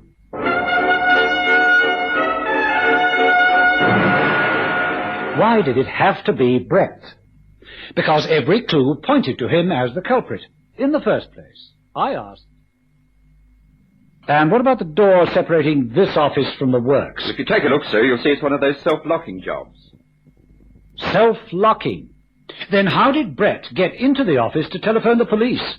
Besides, we know that someone killed Craddock round midnight, yet it didn't start to rain until after 6 a.m., which means someone dragged the drenched body into the works after that time.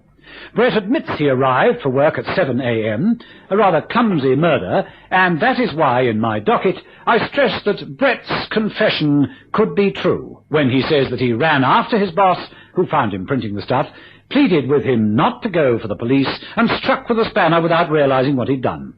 No cold, calculating killer would have returned to the scene of the crime and dragged the body into the printing works. He was sentenced to 15 years hard labor.